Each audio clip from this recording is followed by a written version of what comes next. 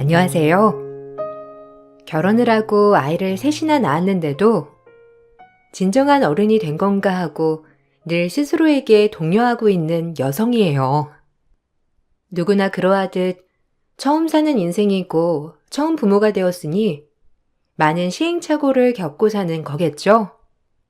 앞으로는 더욱더 좋은 엄마가 되기 위한 길을 가기 위해 노력해야겠다는 다짐으로 저의 이야기를 써내려가 보려 합니다. 홀어머니를 모시고 사는 남편과 결혼해 슬아의 딸 셋을 두었어요. 시어머니는 아들을 낳아야 한다고 한사코 얘기를 하셨지만 그게 되지 않더라고요. 그 당시 아이를 셋이나 낳았던지라 이미 노산이었고 저에겐 딸 셋이어도 충분하다는 생각이 들어서 낳고 싶지 않았어요. 그래도 아들을 하나 낳아야지. 이왕 이렇게 줄줄이 낳는 거 마지막으로 아들 하나 낳아봐라. 그래도 대는 이어야지. 에이, 애 셋이면 충분하죠. 죄송해요. 아들 하나 낳았으면 어머님이 좋으실 테지만 그래도 저희가 더 잘할 테니 미련은 갖지 마세요. 저도 나이가 있고 이도 나이가 있어서 넷째까진 무리 같아요. 아무래도 교육비도 많이 들기도 하고요. 너희 집이 그렇게 잘 사는데 뭐가 문제야? 외동딸 하나 있는 거 너희 엄마가 그래도 재산도 물려주실 텐데 너 가게도 잘 되잖냐? 뭘 그리 악착같이 살아? 애 하나 더 낳아도 충분하겠구먼. 아빠한테는 아들이 있어야 되는 거야. 그건 나중에 문제죠. 살아가는 데 있어서 아직까지 엄마한테 손 벌리고 싶지 않은 게 제 마음이에요. 이해해 주세요. 가게라는 것도 언제 어떻게 될지 모르는데 전 그냥 지금 삶에 충실하고 싶어요, 어머님. 아이 문제는 저희가 알아서 할게요. 너도 참 갑갑하다. 그리고 내 아들은 무슨 죄냐? 그래도 하나밖에 없는 사이인데 처가에서 대접은 해줘야지. 아들 같은 사이를. 네가 친정에 손을 안 벌린다고 해도 친정에서 사이 보고 알아서 해줘야 하는 거야. 그래야 도리인 거지. 에이, 저희 집 가면 엄마가 이 사람한테 얼마나 잘해주시는데요. 꼭 돈이 전부는 아니니까 너무 그렇게 생각하지 마세요. 아들 손주 없는 부분을 참 아쉬워하시는 시어머니였고 절 볼 때마다 아들이 아쉽다고 말씀하시는 게 부담이 되었어요. 오랜 세월 아들만 바라보고 홀로 사셨던 분이기도 했고 옛날 사람이니 그러려니 하는 것도 하루 이틀이었습니다. 처음에 내 편이 되어주던 남편도 결혼 생활을 오래 유지하면 할수록 역시나 남의 편이 되어가는 건 어쩔 수 없는 세월의 흔적이었어요. 넌 나한테 안부 전화도 안 하냐? 기본적으로 3일에 한 번씩 안부 전화는 해야 할 거 아니야? 며느리 목소리 잊어버리겠다. 아, 죄송해요. 요즘 매장도 너무 바쁘기도 하고 셋째가 초등학교 들어가고 그러는 바람에 제가 정신이 없었네요. 별일 없으시죠? 안 그래도 주말에 어머님 생신이라 찾아뵈려고 했는데 뭐 드시고 싶은 거 있으세요? 식당 예약할 건데. 너 지금 시어머니 생일에 외식으로 퉁치자는 거냐? 네가 아무리 돈을 잘 번다고 해도 넌 이 집 며느리야. 아들도 못 낳으면 나한테 도리는 해야 할 거 아니야? 우리 아들한테도 이러냐? 밥 한 번 안 차려주지? 너 잘났다 정말. 늘 해마다 생신상을 해드렸지만 한 해도 그냥 넘어가는 법이 없던 어머님이었고 이날은 제가 운영하는 바쁜 빵집과 아이의 초등학교 입학 부분으로 정신이 없던 때였어요. 하루만 외식을 하자고 하니 어머님은 노발대발하시며 전화를 끊으시더라고요. 어머님, 생신 때 아무래도 외식해야 할 것 같은데 어머님이 많이 섭섭하신가 봐. 요새 매장도 너무 바빠지고 그래서 주말에 잠깐 식사만 하고 내가 매장에 나가봐야 할 것 같거든. 당신이 좀 잘 얘기해드리면 안 될까? 어머님 정말 섭섭해 하시더라. 아, 내가 잘 얘기할게. 그럼 엄마 생신에 100만 원 정도 드릴까? 며느리가 밥상도 안 차리면 이 정도는 해야 할 것 같은데. 그래야 엄마도 기분이 풀리지. 그래도 엄마가 나 하나 홀로 키워서 너한테 장가 보낸 건데 며느리가 이 정도도 안 해봐. 100만 원이나? 아무리 매장이 바쁘다고 하더라도 갑자기 용돈 100만 원은 좀 타격이 크긴 한데. 우리 애가 셋이야. 지금 우리 엄마한테 쓰는 돈이 아깝다는 거야? 와, 너 변했다. 이제 애 낳고 사니까 우리 엄마가 우습지? 진짜 너무하네. 솔직히 너 우리 엄마가 혼자 계시고 그러니까 무서워서 그러는 거지? 어느 며느리가 밥상도 안 차리고 입을 싹 닦아. 말이 좀 그렇다.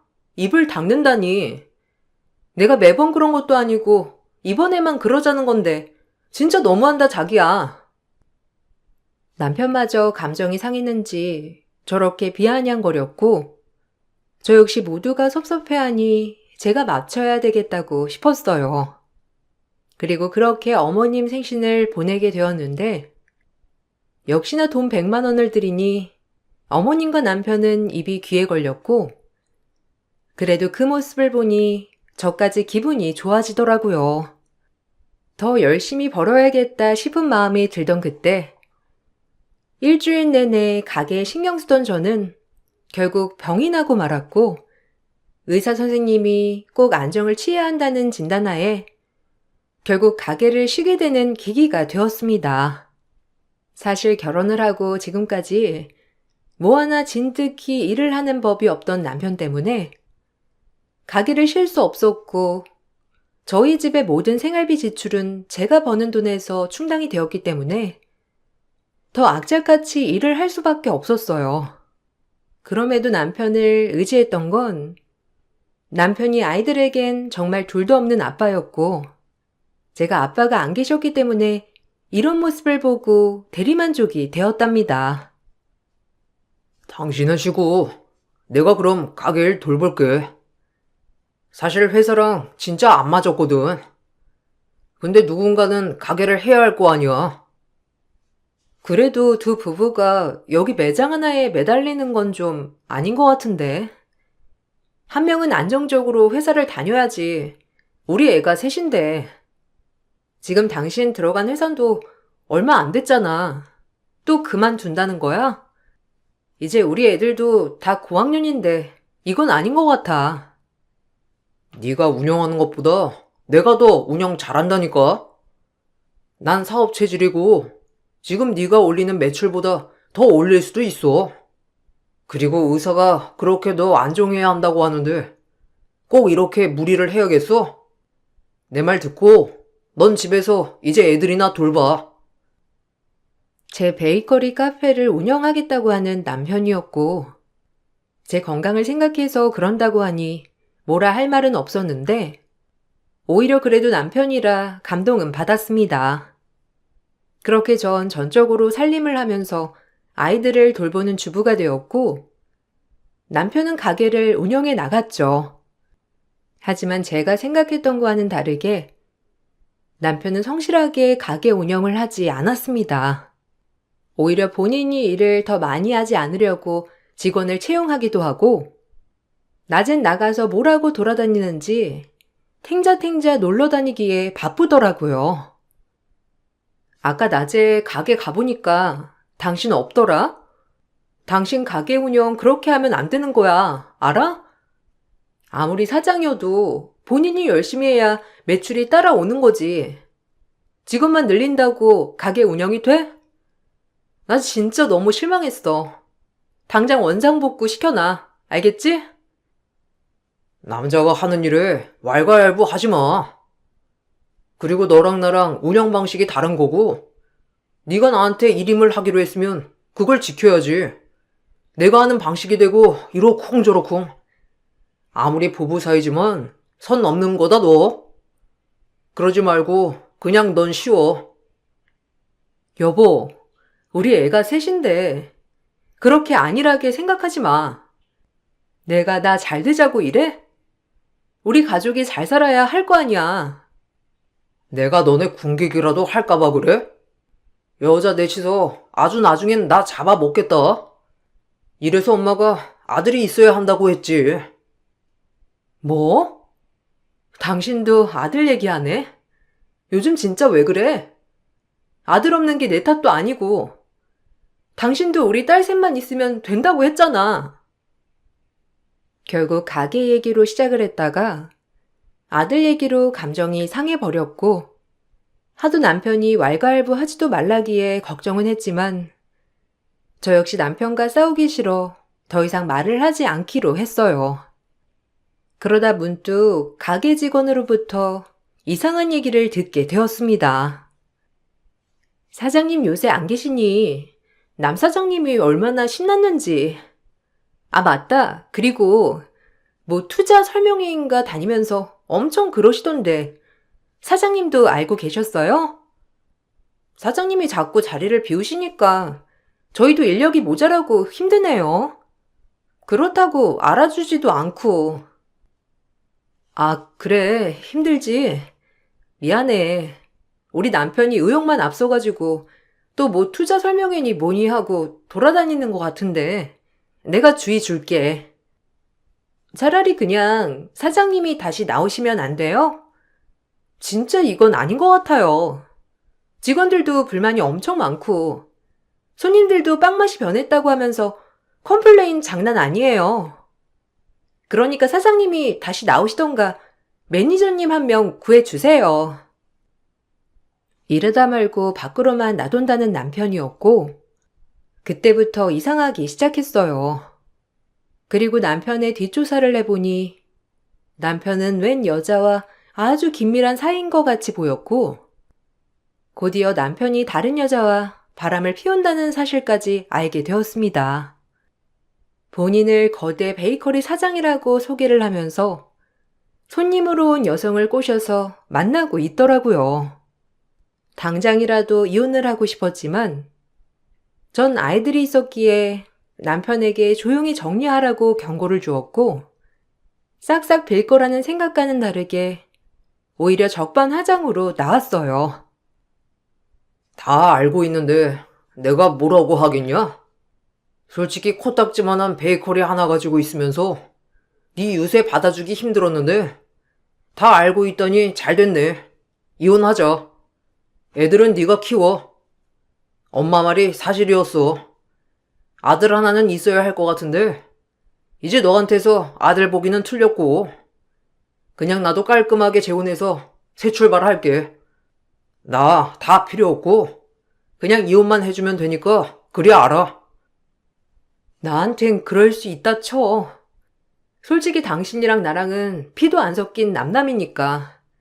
근데 어떻게 애들한테 그럴 수가 있어? 우리 애들이 그렇게 쉽게 포기가 되니? 하긴 바람을 피우니까 뻔뻔하겠지. 그래도 당신이 이럴 줄 몰랐다 정말. 그 여자는 나를 엄청 대단하게 칭송해줘. 알아? 너보다 능력도 훨씬 많아서 내 뒷바라지도 다 해준다고 했다고. 그래. 어디 한번 그 사람 대단히 지켜봐. 나 절대 이혼 안 해줄 거고 우리 애들한테 아빠 없이 살게 하지 않을 거니까. 도저히 남 좋은 꼴은 못 보겠어서 전 이혼을 해주지 않았는데 이 사실을 알고 시어머니조차 대번에 저를 부르셨고 11년을 며느리로서 모셨지만 시어머니에게 전 그저 남보다도 못한 존재였더라고요. 이 사실을 알게 되니 참 눈물이 나왔습니다. 너 왜 이혼 안 해주겠다는 거야? 너보다도 능력 있고 어리고 예쁜 여자가 우리 아들이 좋다는데 너 우리 아들 신세 망치려고 하냐? 아들도 못 낳겠다. 이혼도 안 해주겠다. 어쩜 그리 이기적이냐고. 얼굴 붉히지 말고 그냥 이혼해라. 정말 너무하시네요. 애들 아빠야말로 지금 아무것도 배는 게 없다고 할지라도 어머님이 말려주셔야 하는 거 아니에요? 그 여자가 그렇게 대단한가 보죠? 이제 필요 없어지니 그냥 나가라니. 11년 동안 헌신한 대가가 정말 치욕스럽네요. 헌신은 무슨? 네가 아들을 낳기로 했냐? 우리 아들 뒷바라지를 하기랬냐? 그저 나가서 일하느라 얼굴 한번 비출까 말까 했지. 그렇게 힘들게 일해서 애들 아빠 그리고 애들 또 어머님까지 배불리 산 거예요. 그거 모르세요? 어쨌든 전 이혼 안 해요. 제가 강경하게 나오자 어머님은 모진 욕과 말을 내뱉었지만 꾹 참아냈는데 이혼을 하더라도 이렇게 이혼을 당하고 싶진 않았거든요. 저 혼자였다면 뒤도 안 돌아보고 나았을 테지만 그래도 아빠라고 아빠를 좋아하는 아이들에게 이혼한다고 입이 떨어지질 않았습니다.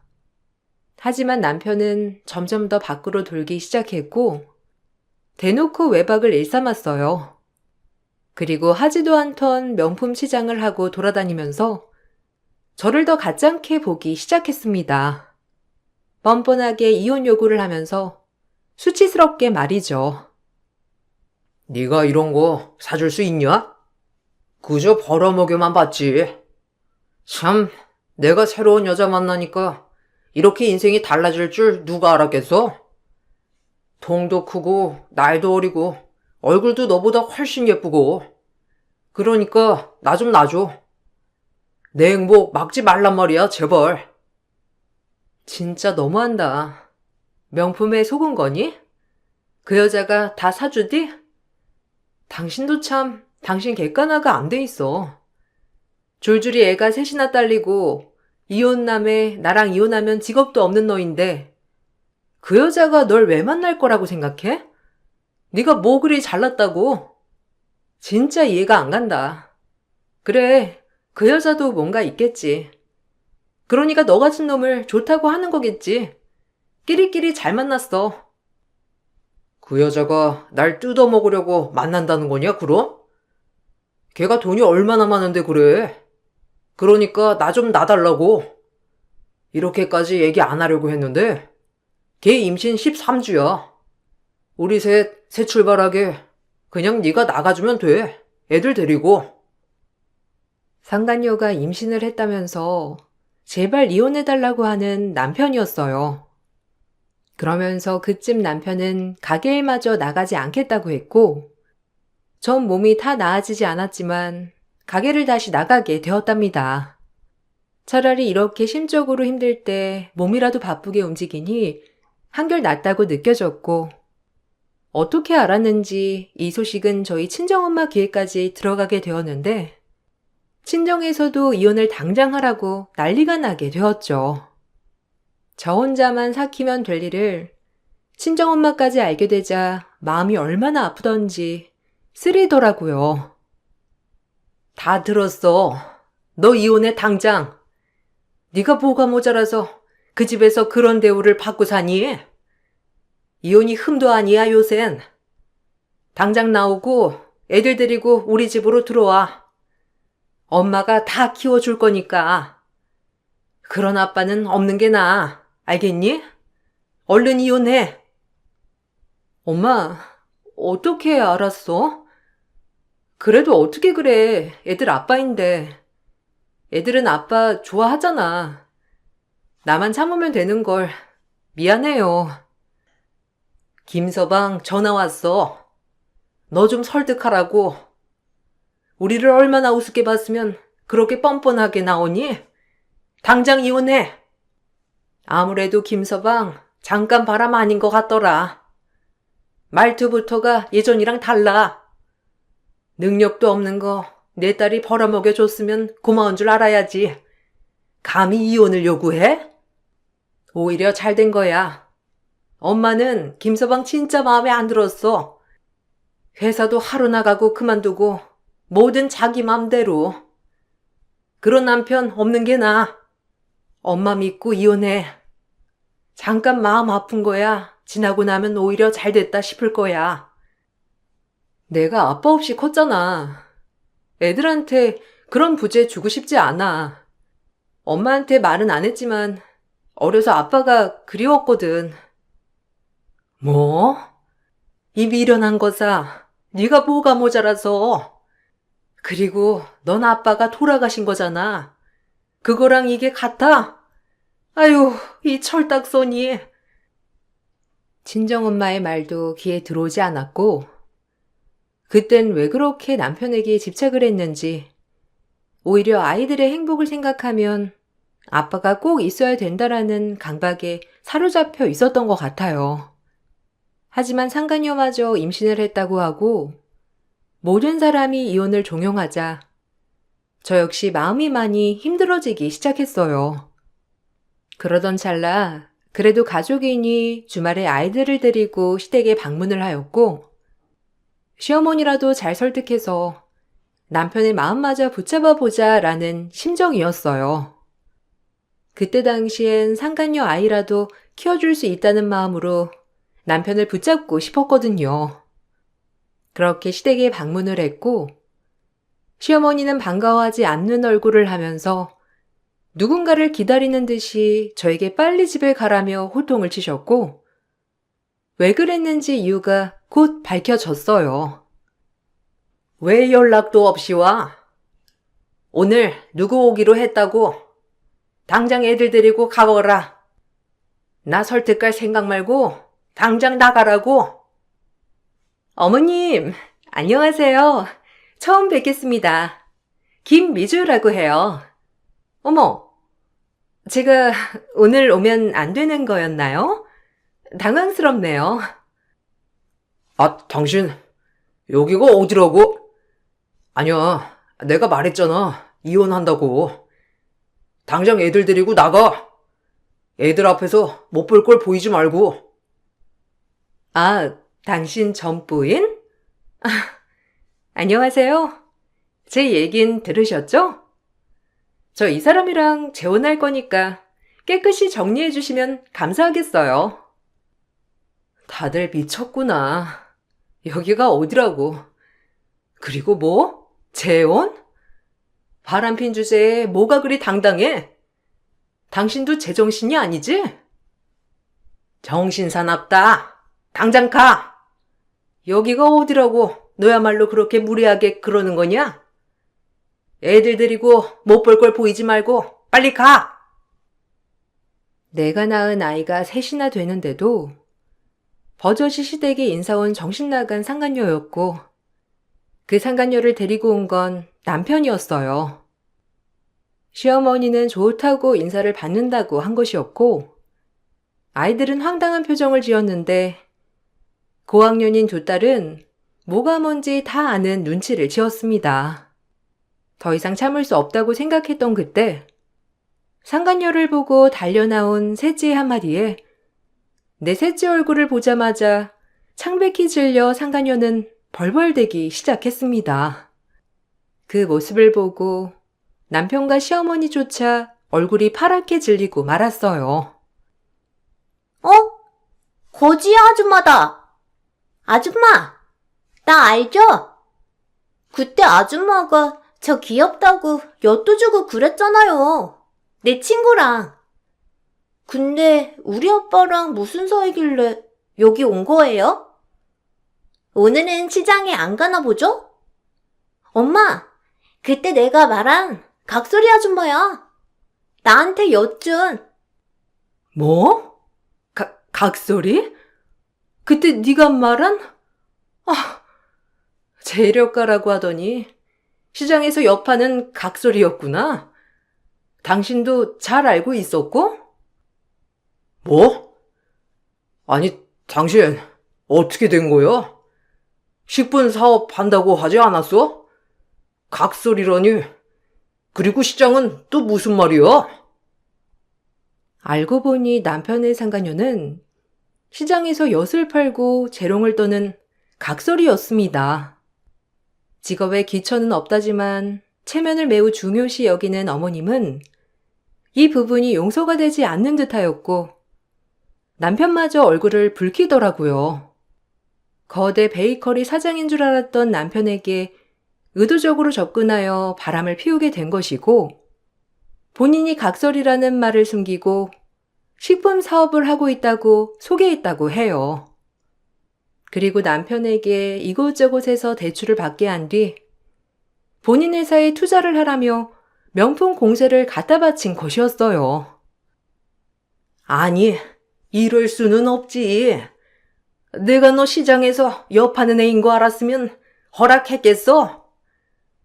친정 잘 사는 며느리 두고 내가 왜 너같이 각설이 같은 며느리를 둬야 하냐고.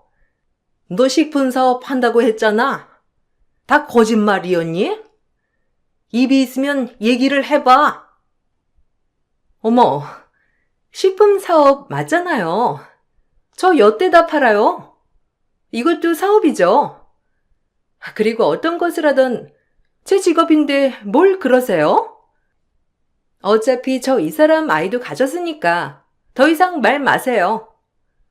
그렇게 원하던 아들 손주 낳아드리면 될 거 아니에요. 노인네가 말이 많아. 너 지금 노인네라고 했어? 아니 어쩌다 저런 화상을 데려와서. 얘 어미야, 저 여자 말하는 뽐새 봐라. 뭐란 말 좀 해봐. 뭘 저한테 말을 하라고 그러세요? 어머님 저보고 가라면서요. 이제야 잘 어울리는 그림 같네요. 하, 부자 여자친구라더니 옆팔면서 부자 됐나 보지. 이렇게 보니까 당신이랑 너무 잘 어울린다. 내가 빠져줘야겠어. 얘들아, 가자. 엄마가 이렇게 애쓰고 지키려 했던 가정이 너희 할머니랑 아빠가 이렇게 부시는구나. 잘 봤지? 얼른 가자. 엄마한텐 니들만 있으면 돼. 아빠, 진짜 실망이야. 우리가 이런 것도 모를 것 같아? 다신 아빠 안 볼 거니까 그렇게 알아. 얘들아, 가자. 아빠가 우릴 배신했어. 고학년이었던 첫째와 둘째는 모든 상황을 다 이해하는 듯 했고, 그렇게 딸들과 전 집을 나왔습니다. 남편과 시어머니는 저희 행동에 노발대발하면서 난리가 났지만 이미 되돌아올 수 없는 강을 건너버린 거예요. 저 역시 아이들을 위해 끝끝내 지키려 했던 가정이었지만 이렇게 아이들 앞에서 대놓고 상간녀를 옹호하는 시어머니와 남편을 보자 제 선택이 틀렸다는 것을 각성하게 되었어요. 전 엄마의 권유에 따라 변호사를 만나 차근차근 이혼 소송을 시작하게 되었습니다. 남편에게 상간녀와 그리고 뱃속 아이까지 있었던 마당인지라 모든 재판은 저에게 유리하게 흘러갔고 남편과 시어머니는 이제야 빌기 시작했어요. 진짜 미안해. 내가 미쳤지, 널 두고. 난 진짜 그 여자한테 놀아난 거야. 내가 여파는 여자인 줄 알았으면 만났겠냐? 너 같은 여자를 두고. 그러니까 나도 속은 거라고. 이해해주면 안 될까? 우리 자식만 셋인데 어떻게 이렇게 헤어지니? 그러게 자식만 셋을 두고 네가 어떻게 나한테 이러는지. 그리고 이제 와서 각설이라고 하니까 도저히 정이 안 가? 직업의 기천이 어디 있니? 너도 백수잖아. 별 볼 일 없는 거 마찬가지고 오히려 너에 비하면 열심히 사는 네 여자친구 아닌가? 너랑 네 엄마 눈만 높아져가지고 주제 파악도 못하고 그렇게 사는 거 벌 받는다고 생각해. 그리고 네 애는 책임져야지. 애들이 아빠 안 본다고 난리야. 양육권 친권은 내가 가져갈 거야. 그리 알아. 그리고 위자료 준비해. 혼인 파탄의 귀책 사유는 당신이니까. 예, 미안하다 내가. 잘못 판단했어. 너 같은 며느리를 두고 제발 그러지 말고 마음 좀 돌려줘. 내가 우리 손녀들을 못 본다는 게 말이 되니?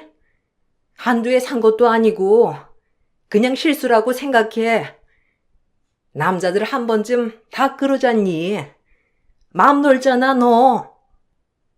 착각하셨나 본데 저 참을 만큼 참았거든요. 애들 앞에서 그렇게 나가라고 소리쳐놓고 이제 와서 손녀들 걱정을 하세요? 막내는 아직 뭐가 뭔지 모르지만 언니들 따라 아빠랑 할머니 안 보겠다네요. 이제 답이 됐죠? 하실 얘기 있음 제 변호사한테 해주세요.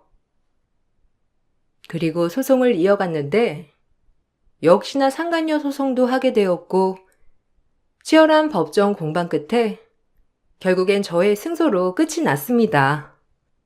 그리고 상간녀는 소송이 길어짐에 따라 그러면서 아이도 낳았는데 어머님이 그렇게 바라던 아들이 아닌 또 딸이더라고요.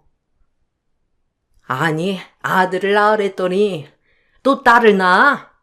아유, 내가 미쳤지. 저런 것을 며느리라고. 너 당장 네 딸 데리고 나가. 저 아니면 어떻게 먹고 사시려고 그러세요? 그리고 그래봤자 당신 전며느리 안 돌아오니까 미련 버리시고 저한테 잘하세요. 저 아니면 밥도 못 얻어 드실 거니까. 누구 좋아서 여기 붙어 있는 줄 아나? 당신 아들 별 볼 일 없으니 자존심 그만 세우세요. 아셨어요? 뭐 아들이 대단한 줄 아는 게 진짜 어이없네. 직업도 없고 백수 아들을 둔 주제에. 뭐야? 네가 감히 네 아들을 무시해? 우리 전며느리는 네 아들이라면 꿈뻑 죽었는데 어쩌다 이런 것을 내가. 제가 어머님 버릇도 좀 고쳐드려야겠네요. 요즘 세상에 시집살이 시키실 생각이라면 절대 용납 못하니 그러셔요. 어머님은 그 모습을 보고 각설이에 아들도 못 낳는 게 본인 아들을 끼워냈다며 상간녀에게 엄청 퍼부으셨지만 상간녀 또한 시장에서 한두 해 지낸 게 아니기 때문에 성격이 보통이 아니었고 오히려 시어머니와 남편을 휘어잡아 꼼짝 못하게 했어요. 남편은 이 과정에서도 비겁하게 상간녀와 본인의 아기를 저버리고 저에게 오려고 엄청 많은 회유를 하기 시작했습니다. 내가 미안해. 진짜 다시는 안 그럴게. 네가 한 번만 봐준다면 평생 너한테 절하면서 살 거야. 그러니까 한 번만 봐줘라. 어디서 감히 내 딸한테? 내가 아무 말 않고 있었는데 이제 우리 딸이 너랑 산다고 해도 내가 뜯어 말릴 거야. 아무것도 없는 거 딸이 좋대서 받아들였더니만 감히 바람을 피워? 지가 여태까지 살림에 보탠 게 뭐가 있다고? 뻔뻔하게 당장 꺼져! 장모님, 아이들도 있는데 어떻게 말씀을 그리 하세요? 제가 진짜 잘할게요. 대리일 사이라도 하라고 하면 할 테니까 제발요. 내 딸이 이제 너랑 니네 엄마까지 먹여 살리는 꼴 못 봐. 그동안엔 네가 착하고 우리 딸을 끔찍이 생각한다고 했으니까 다 참았는데 모든 걸 안 이상 넌 탈락이야. 다신 볼 일 없었으면 하고 이번 소송 끝나는 대로 내 딸 집에서 짐 싸가지고 나가. 저에게 회유하는 남편에게 저 대신 엄마가 퍼부으셨고 남편은 그럼에도 절 붙잡으려고 애를 썼습니다. 그러나 기가 엄청 센 상간녀에게도 꼼짝 못하는 남편이었기 때문에 결국엔 상간녀를 떼어낼 방법조차 모르더라고요. 본인이 그렇게 어리고 잘 사는 여자인 줄 알아서 저까지 버리려고 했는데 이제 와서 그 상간녀를 끔찍해하는 남편을 보니 웃음이 나왔어요. 유부남한테 처녀가 애까지 가져줬으면 고맙다고 절을 할 것이지. 내가 유부남 만나서 그 여자한테 위자료 주고 나도 피해자예요. 그리고 내가 뭘 거짓말을 했다고? 지도 베이커리 사장이라고 거짓말했으면서 결국엔 그것도 네 전 와이프 거잖아. 그러면 나도 속은 거야. 알아? 시장 말고 나도 카페 사장 좀 돼보나 했더니 이제 당신 직업 없어졌으니 나 따라다니면서 일이나 배워. 지금 우리 아들한테 너 따라 각설이나 하라는 거냐? 아이고 세상에. 어떻게 이런 억울한 일이 다 있어 진짜. 말도 안 돼. 이제 그쪽들 밥줄이 나 아니에요? 보아하니 전 와이프가 다 먹여 살렸나 본데 나도 내 딸 때문에 참는 거니 그리 아세요. 아, 진짜 머리가 깨지겠다. 내가 어쩌다 너 같은 애를. 나도 베이커리가 내 거라고 속인 거지만 너처럼 부자 행세는 안 했어. 너 때문에 받은 대출이랑 이런 거 다 어쩔 거야? 그렇게 명품 사다 주면서 회유를 하더니 베이커리 때문에 그런 거였지? 당연하지. 내가 애세 딸린 유부남을 왜 만났겠어? 다 나한테 투자하라고 하는 거지. 그리고 이제 머물러. 네 애까지 가졌는데 뭘 어쩔 건데? 네 와이프는 나한테 절을 해야 할 거다. 내가 이런 남자인 줄도 모르고. 나도 돈에 눈이 멀어서. 아휴! 대출값은 너랑 나랑 이제 전국 팔도 돌아다니면서 갚아야 돼. 마음 단단히 먹어. 이 일 쉬운 거 아니니까. 아우, 짜증나, 인생 진짜.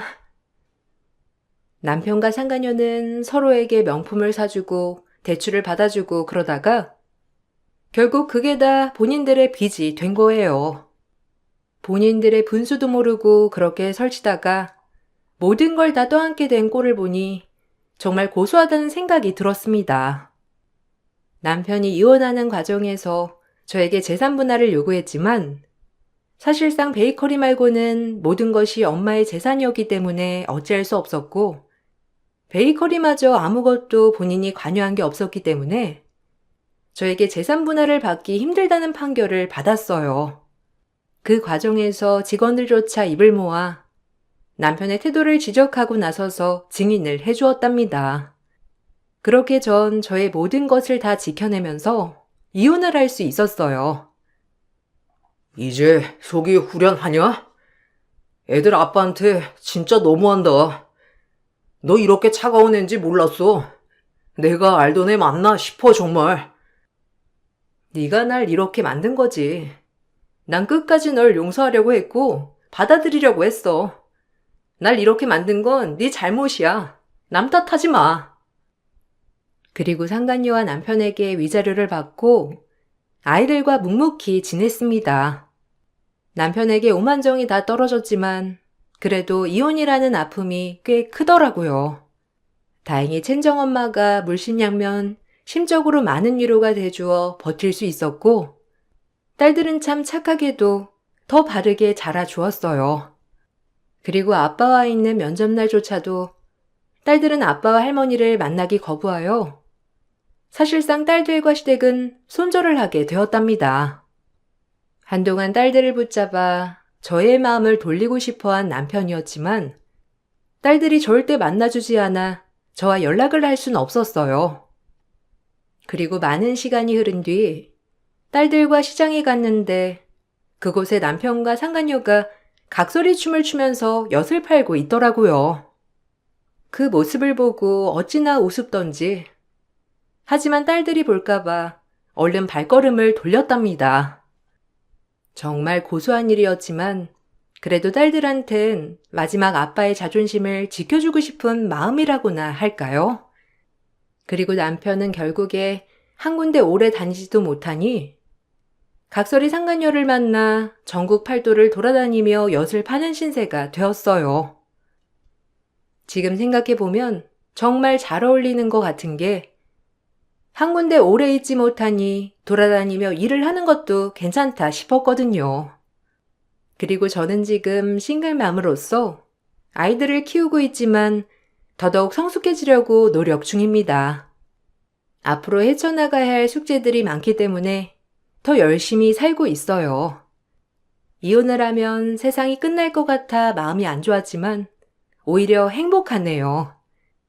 여러분들도 괜한 것에 매달리시고 계시다면 깨끗이 털어버리는 것도 나쁘지 않다는 것을 알려드리고 싶어요. 날이 아직 많이 추운데 옷 따뜻이 입으시고 제 글을 들어주셔서 정말 감사합니다. 안녕하세요.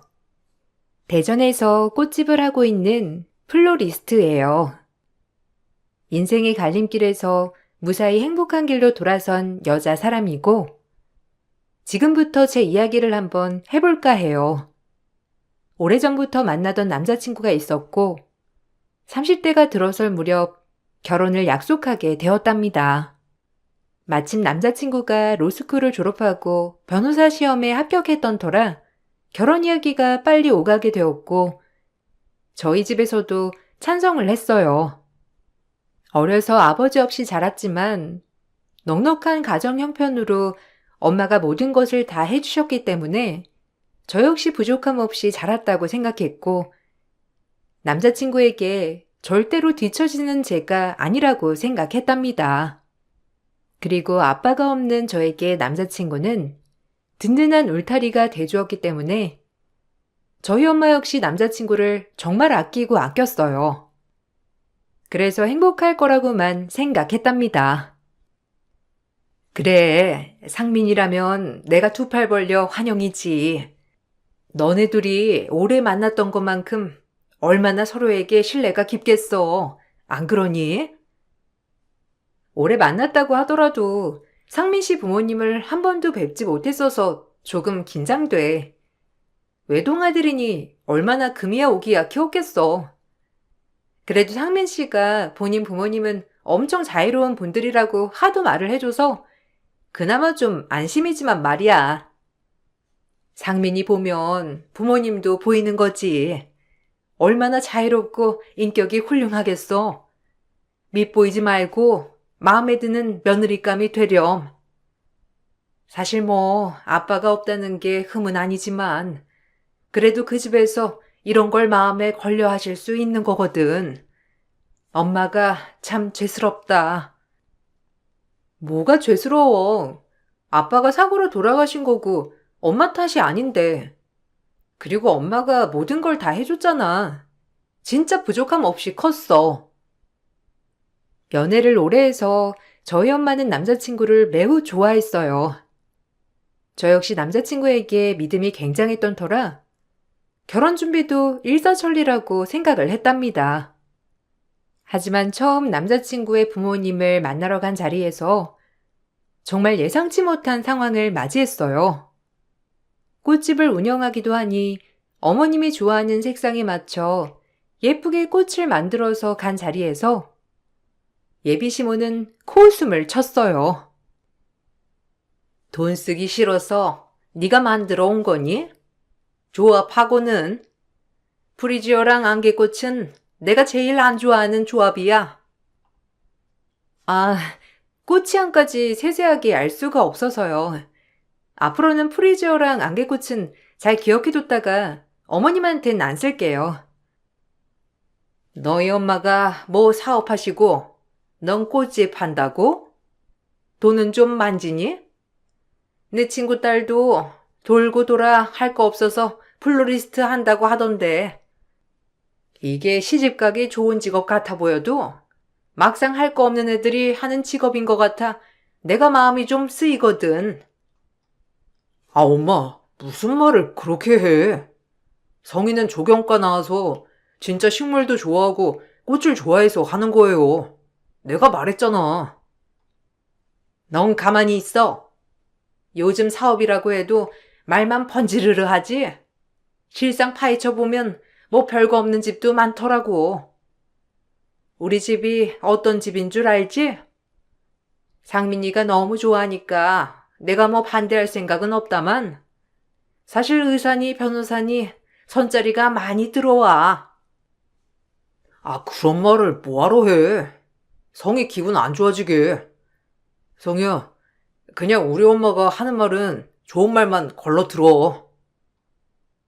아, 뭐 어머님 입장에서 제가 많이 빠져 보인다고 하면 어쩔 수 없는 부분이지만 그래도 전 제 직업에 프라이드가 있고 저희 엄마 또한 사업하시면서 그냥 그런 대로 잘 사시거든요. 어머님은 전문직 며느리를 원하시나 본데 그럼 어쩔 수 없죠. 애초에 나 너 마음에 안 들어 하고 작정한 예비 시모와 굳이 얘기를 할 필요는 없다고 느꼈어요. 그 자리에서 어머님 마음에 드는 며느리를 맞아라 라는 식으로 얘기를 했고 예비 시모는 그 모습을 보고 더욱더 어이없어하며 저를 나무라더라고요. 어이구, 무슨 수억 원대 자산가라도 되는 양 말한다. 요즘에 자기 개성 살려 일하는 게 좋다곤 하지만 그래도 전문직에 비빌 수 있니? 얘 아빠도 변호사고 지금 로펌 하나 운영하고 있어. 근데 내가 이런 거 말도 못하겠어? 네가 빠지는 결혼이니 이런 얘기는 좀 들을 줄도 알아야지. 너 벌써부터 발끈하면 이 결혼 못한다. 우리 아들이랑 결혼하려고 했을 때 각오한 거 아니니? 솔직히 너 아버지도 없다며. 결혼식 하면 네 엄마 옆자리에 아무도 없이 홀로 떨렁 있을 텐데 그 꼴도 보기 그렇고 말이야. 아니요, 각오 안 했죠. 그저 예비 시어른들께 사랑받고 행복하게 가정을 꾸려나갈 줄 알았지 이렇게 비교당할 줄 몰랐거든요. 그리고 아버지가 없는 건 제 아픔이기도 해요. 말씀 조심해 주세요. 솔직히 가는데 순서 없는 거 아닌가요? 저희 아빠가 그렇게 빨리 사고로 돌아가실 줄도 몰랐던 거고. 근데 그런 말을 아무렇지 않게 하시다니 저도 오늘 여러 번 충격받네요. 되바라진 것. 그러니 순진한 우리 아들을 꼬드겼나 보구나. 정도도 마음에 안 들면 이 결혼 파투네. 그럼 될 거 아니야? 네, 그래야겠네요. 정말 제가 굳이 왜 이런 결혼을 하려고 하면서 드라마에서나 나오는 일을 당해야 하는지 모르겠네요. 그럼 기호에 맞는 며느님 찾으세요. 최대한 예의를 지키려고 했으나 절 존중하지 않는 어른 앞에서는 예의를 차리고 싶지 않았고 그 자리를 박차고 나왔답니다. 자리를 박차고 나오자 남자친구는 절 따라오며 사정사정을 하였어요. 사실 남자친구만 보면 정말 하고 싶은 결혼이었지만 앞날이 그려지는 결혼에 주저하게 되었죠. 그런 저의 모습을 보고 남자친구는 자신감 넘치게 저를 설득하기 시작했어요. 미안해. 우리 엄마가 좀 심했지? 아빠랑 결혼할 때 엄마도 반대를 많이 당했었대. 원래 사람이 그런 게 있잖아. 본인이 당한 거 그대로 돌려주는. 집에 가서 내가 엄마한테 얘기할게. 그래도 그렇게 자리를 박차고 가면 내가 좀 당황스럽잖아. 어차피 더 얘기 나눠봤자 나만 질타하실 건데 내가 왜 그런 얘기를 다 듣고 있어야 돼? 자기 변호사에 뭐 집안 대단한 거 알겠어.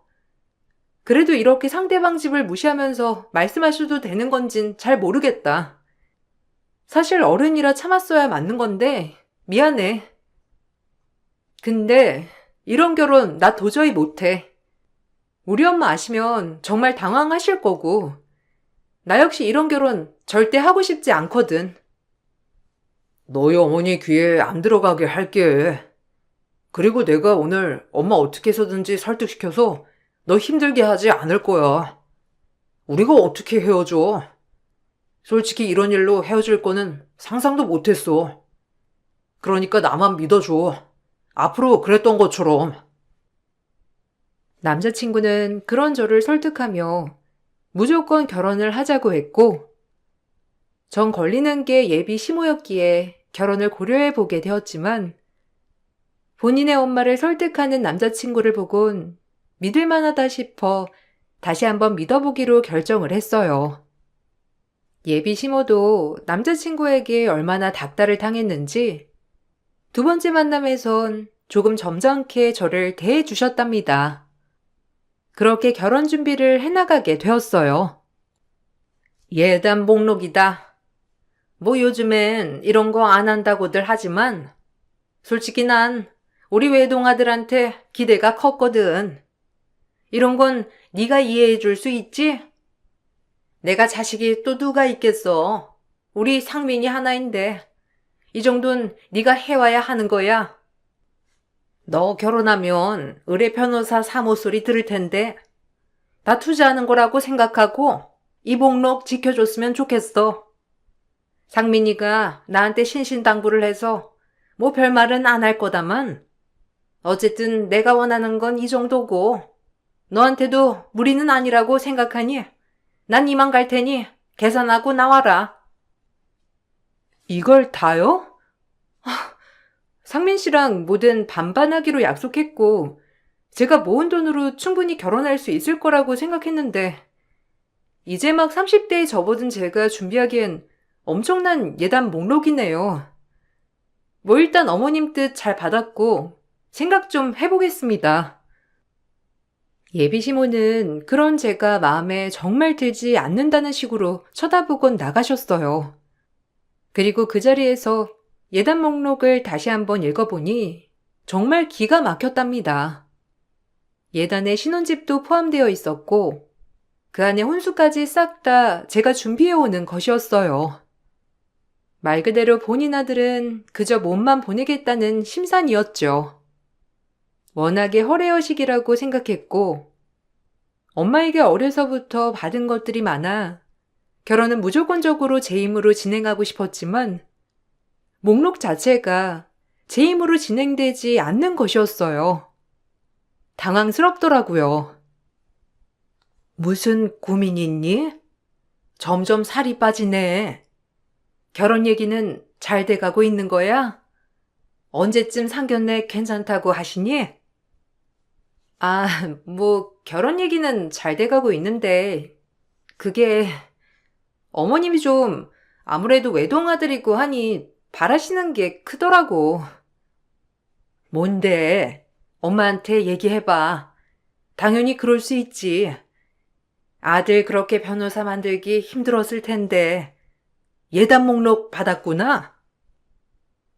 제 얼굴만 봐도 모든 걸 꿰뚫어보는 엄마였기 때문에 모든 걸 실토하였고 엄마는 그 예단 목록에 잠시 동안 말이 없으시다가 준비를 해주신다고 했어요.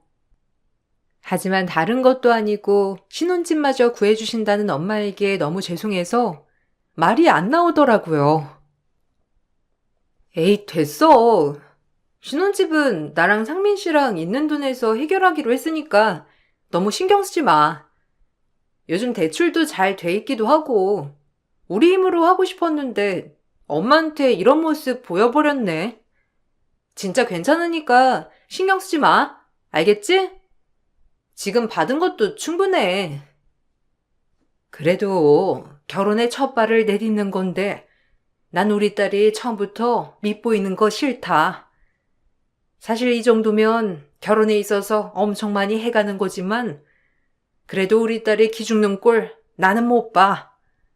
그러니까 그냥 엄마한테 맡기고 너 편하게 상민이랑 결혼 준비해.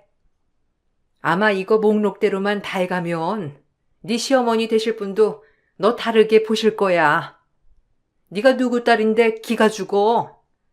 엄마도 하나밖에 없는 딸한테 다 해주고 싶은 마음이니까 걱정 마라. 알겠지? 오히려 해줄 수 있음에 정말 감사해. 해주고 싶어도 못 해주면 슬프잖아. 엄마, 진짜 고마워. 그리고 미안해. 염치 없이 그동안 계속 받기만 하고 결혼 준비까지 이렇게 신세질 줄은 몰랐네. 신세는 무슨. 아빠 없이 자라서 엄마가 오히려 더 미안하지. 여하튼 혼수 목록은 신경도 쓰지 마. 엄마가 알아서 해줄게. 정말 죄송스러웠지만 이번 한 번만 더 엄마에게 기대보기로 마음을 먹었어요. 그리고 엄마는 정성스레 남편의 회사 근처에 신혼집을 알아봐 주셨고 저 역시 혼수 준비에 박차를 가했답니다. 결혼식 날짜를 정해놓고 신혼집 입주까지 기다리는 동안 혼수 먼저 신혼집에 채워넣을 생각을 하고 있었던 저였는데 어머님이 혼수 먼저 본인 세컨드 하우스에 들여놓으라고 하더라고요. 네? 굳이요? 어차피 신혼집으로 배달될 혼수인데 그냥 그 날짜에 맞춰서 배달시킬게요. 굳이 먼저 가봤자 흠집만 날걸요? 내 말대로 하라니까. 옛말에 이런 말이 있어. 혼수 먼저 해놓으면 그 집이 그렇게 잘 풀리고 잘 산다더라. 내가 어른이니 내 말을 따르도록 해. 너 어른 말 들어서 나쁠 게 있는 줄 아니? 일단 내가 말한 대로 이 집으로 배송시키도록 해. 여기가 빈집이기도 하고 내 세컨드 하우스 같은 개념이거든. 나 진짜 우리 며느리랑 잘 지내고 싶다. 그러니까 이 정도는 들어줄 수 있겠지? 나도 상민 아빠랑 결혼할 때 이렇게 먼저 했었어. 근데 지금 봐라. 얼마나 잘 사니? 내 말 듣고 그렇게 하도록 해. 어른 말을 듣는 거야. 네, 어려울 건 없지만 일단 알겠어요. 주말에 그 집으로 배송해 놓을게요. 그럼 제가 가서 좀 봐야 하는 거 아닐까요? 내가 가서 보면 되지. 안전하게 천천히 옮기는지 아닌지 보면 되니까 너는 그냥 배송만 하고 마음 놓고 있어. 진짜 말이 안 되는 말을 하시는 어머님이었지만 옛말에 그런 말이 있다고 하니 저 역시 그런가 싶기도 하더라고요. 이자 비용을 전부 내주신다고 하는 어머님이었기 때문에 그러려니 하였어요. 그리고 어머님 말대로 혼수를 장만하여 어머님이 말한 장소에 배송을 보냈답니다. 원래가 조잘되는 스타일이 아니었기 때문에 남자친구에게도 굳이 물어보진 않았고요. 하지만 신혼집이 결정이 되었고 엄마가 손수 골라준 이 집이 정말 제 마음에 쏙 들었어요. 남자친구도 정말 마음에 든다며 저희 엄마에게 무한 감사를 표했고 계약을 하고 나서 바로 하나둘 제 짐을 옮겨두기 시작했답니다. 그런데 예비 시모는 뭐가 또 마음에 들지 않는 것인지 저에게 억지를 부리기 시작했고 그 모습에 정말 정이 뚝뚝 떨어지게 되더라고요. 34평? 너 뭔가 착각하나 본데? 지금 34평이 웬 말이야? 내 아들이 로펌 대표 아들인데 서민평수 웬 말이니? 네 짐이고 우리 아들 짐이고 다 빼고 파혼해라. 난 적어도 42평을 해올 줄 알았다. 변호사 사모되는 사람이 이 정도야? 어머님, 진짜 너무하시네요. 이게 작아요? 저희들 신혼집이고 상민 씨도 저도 마음에 들었으면 된 거죠. 그리고 이 지역에 34평이 얼만 줄이나 아세요? 진짜 저도 도저히 못 맞추겠네요. 42평은 못하니까 억지 부리지 않으셨으면 좋겠어요. 뭐? 그럼 파혼해야지. 어차피 결혼 날짜도 남았겠다. 못할 게 뭐냐? 난 구질구질한 며느리 필요 없으니 당장 파혼해. 어디 34평에 다리라도 뻗고 자겠냐? 우리를 뭘로 알고 이런 서민평수를 해와? 적어도 둘이 살 거면 42평 정도는 돼야지. 그래요? 어머님이 그렇게 파혼을 원하시면 저도 못하겠네요. 아버님 로펌도 빼세요. 이제 계약 기간도 끝나가는데 제 빌딩에서 나가주시죠.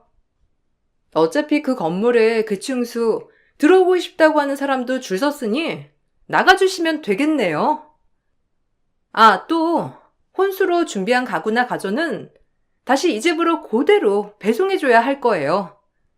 안 그러면 가만 안 있을 거니까 그리 알고요. 아니, 빌딩이라니? 그 건물이 네 거라도 된다는 것처럼 말한다. 그게 얼마짜리 건물인데 네 거인 양 행세를 해? 내가 혼수로 34평 아파트에 왔는데 다리 뻗고 자겠냐며 파혼에 친 시모였고 제가 제 빌딩에서 예비시부의 로펌을 빼라고 하니 예비시모 얼굴이 허옇게 질려서 풀썩 쓰러지고 말았어요.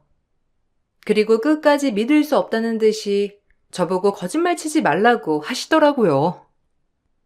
믿고 싶어 하지 않는 그 얼굴을 보니 저도 모르게 웃음이 나왔고 모든 것을 끝내야겠다고 생각하니 마음이 편해지기 시작했답니다. 역시 뭐니 해도 사람은 짝이 있는 것이고 억지로 있는다고 해서 맺어지는 게 아니라고 생각했어요. 굳이 이런 가시밭길을 가야 하나 싶은 생각이 마구 들면서 이 결혼 준비를 끝내야겠다고도 생각이 들어버린 것이었죠. 몰랐나 본데 그 건물 제 거예요. 저희 돌아가신 아빠가 남겨주신 유일한 제 상속 재산이죠. 뭐 엄마도 사업하시는 분이니 어려움 없으시고 저 역시 건물 하나 있으니 굳이 어렵지 않게 살았지만 그래도 아직은 엄마가 계속 관리하고 계시는 건물이긴 하거든요. 그 건물에 상민 씨 아버님 로펌이 들어간 거 모르셨어요? 아, 저랑 상민 씨랑 어떻게 연애를 하게 됐는지 모르나 본데 제가 그 건물 들락날락거릴 때 상민 씨가 아버님 심부름을 많이 오게 되었고 거기서 맞닥뜨려서 인연이 시작된 거예요. 뭘 아시고 들이대셔야지. 굳이 건물이 제 거라고 말할 필요가 없고 결혼하면 천천히 얘기하려 했는데 도저히 어머님같이 욕심 많은 분을 제 시어머니로 모시고 싶지 않네요. 저희 인연은 여기까지인 것 같아요. 혼수나 돌려주세요. 아니, 그 건물이 네 거란 말이야? 그럼 그걸 진작 말했어야지. 내가 너한테 이렇게 대할 이유가 전혀 없었잖아. 그런 알짜배기 건물 가지고 있으면서 한마디도 안 한다는 건 네가 잘못한 거다. 이제 오해를 풀었으니 우리 처음부터 얘기하자. 아니요. 더욱이 드릴 말 없습니다. 건물주가 아니라고 해도 전 상민 씨랑 결혼할 사람이었는데 건물주면 어머님의 태도가 달라졌다는 말이 절 더욱더 분노하게 하네요. 저도 굳이 이런 결혼하면서 눈치 보고 싶지 않아요.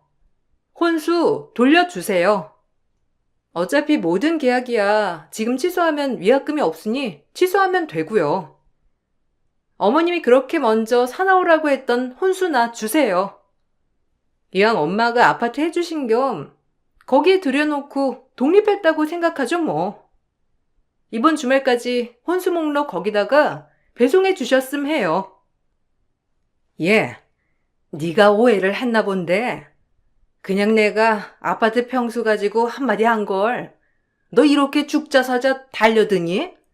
그러는 거 아니야.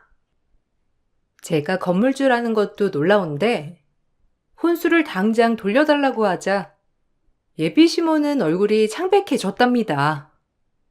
이렇게 나오면 제가 42평 아파트로 준비해 줄 줄 알았는데 의뢰 파혼을 한다고 하니 놀란 것이었어요. 그리고 혼수에 대해선 입을 꾹 다물더라고요. 옛말에 혼수를 미리 준비하면 잘 산다고 하던데 이 말도 다 거짓말이더라고요. 미리 준비한 혼수 때문에 골머리가 아팠거든요. 왜 말을 못하세요? 파혼한다니깐요? 그럼 혼수를 돌려주셔야죠. 그지 어머님 세컨드하우스에 배송한 혼수 말이에요. 우리 상민이도 그 사실 아니? 아니 일단 진정하고 파혼이 애들 장난도 아니고 그냥 지평수만 좀 들려달라는 건데 뭘 그리 쌍심지를 켜냐? 천천히 물 좀 마시면서 얘기하자. 나도 흥분해서 말이 헛나오긴 한 것 같아서 그래. 아니요, 이 결혼 못해요. 제가 빌딩주라고 하니 마음이 달라지셨나 보죠? 그러니 욕심부릴 걸 부려야죠. 됐고 혼수 얼른 주셨음 해요. 어차피 상민 씨도 알게 될 터이니 상민 씨 통해서 혼수를 받던지 할 테니까 그리 아세요. 그럼 나가주시길 바래요. 일단 상민이한텐 아무 말도 하지 마. 내가 너한테 혼수 배송해 주기로 한 날짜까지 해줄 거니까 그냥 기다리라고. 그게 배송업체랑 말도 해봐야 하고 글쎄 기다리면 다 알아서 해준다니까. 그리고 파혼이 사실화된 것도 아닌데 왜 그러니? 결혼도 깨진 마당에 제가 왜 그 날짜를 기다려야 하죠? 이사 비용을 정 못 내겠으면 제가 낼 테니까 당장 돌려주세요. 그리고 착각하셨나 본데 파혼 맞아요. 어머님이 파혼하라면서요. 알겠다고요. 저도 이 결혼 안 하겠으니 돌려달라고요. 일단 상민이한텐 천천히 얘기하자. 너랑 나랑 오해가 있으니까 오해도 좀 풀어보고 그렇게 단언하지 말고.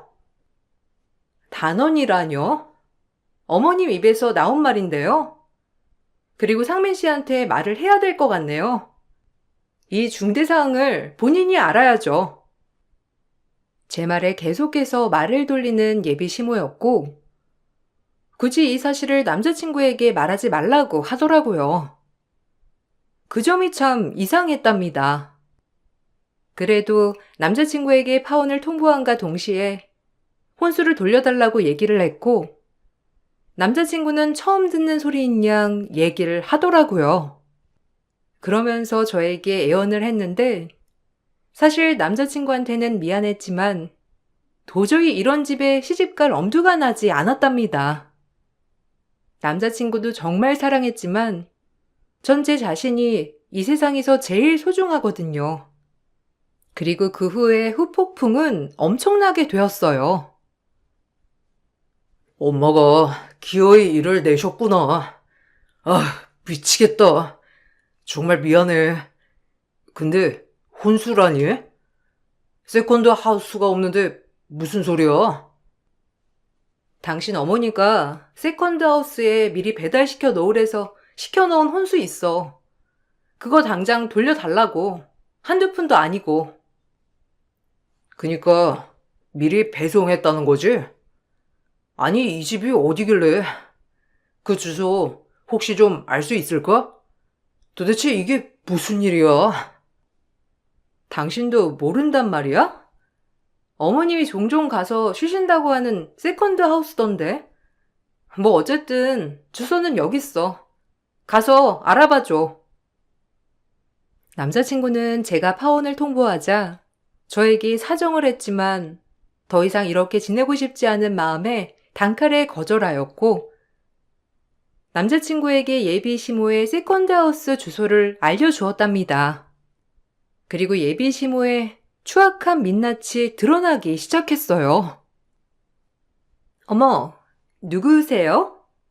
여긴 저희 집이고 어떻게 된 일이신지? 혹시 집 잘못 찾아오신 거 아닌가요? 여기 맞으신가요? 저 배정래 씨라고 모르시나요? 여기가 저희 엄마네 집인데 배정래라고 세컨드 하우스 개념이라고 하더라고요. 배정래요? 저희 엄마예요. 아, 혹시 상민이? 아, 용케도 알아내서 왔네. 뭐 나머지 얘긴 차차 엄마한테 듣도록 해. 제 이름을 어떻게 알죠? 그리고 엄마라뇨? 당신이 우리 엄마 딸이라도 된다는 건가요? 이게 어찌된 영문인지? 알고 보니 제 혼수를 다른 사람들이 쓰고 있었고, 그 사람들은 다름 아닌 예비 시모에 숨겨진 딸이었답니다. 숨겨진 딸이 의사 사이를 데려온다는 말에 모든 걸 다 해주고 싶었던 예비 시모였고, 경제권이 없던 예비 시모였기에 저에게 받은 혼수로 본인 딸의 신혼집을 채워준 것이었어요. 본인이 다 해준 것처럼 연기를 하면서 말이죠. 그동안 숨겨진 딸은 예비 신모의 잘하는 부부의 딸로 양자 입양이 돼서 살고 있었더라고요. 뒤에서 예비 시모는 그 부부와 딸에게 한 푼씩 지원을 해줬었고요. 그리고 뒤이어 저희 결혼 날짜가 다가올 때쯤 숨겨진 딸과 사이는 외국으로 공부를 하러 간다고 했고, 그때 이 혼수들을 다시 제 신혼집으로 가져다 놓을 속셈이었던 겁니다. 정말 기가 막히고 코가 막히는 이 현실에 입이 떡 벌어졌고, 더 충격을 받은 건 남자친구와 그의 아버지였어요.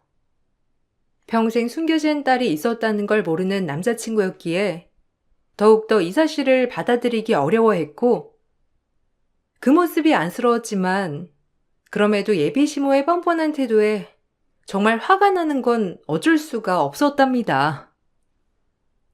그동안 딸이 있으면서 숨기고 살았던 거야? 아니, 어떡해? 나랑 아빠한테 그걸 감쪽같이 숨길 수가 있어요?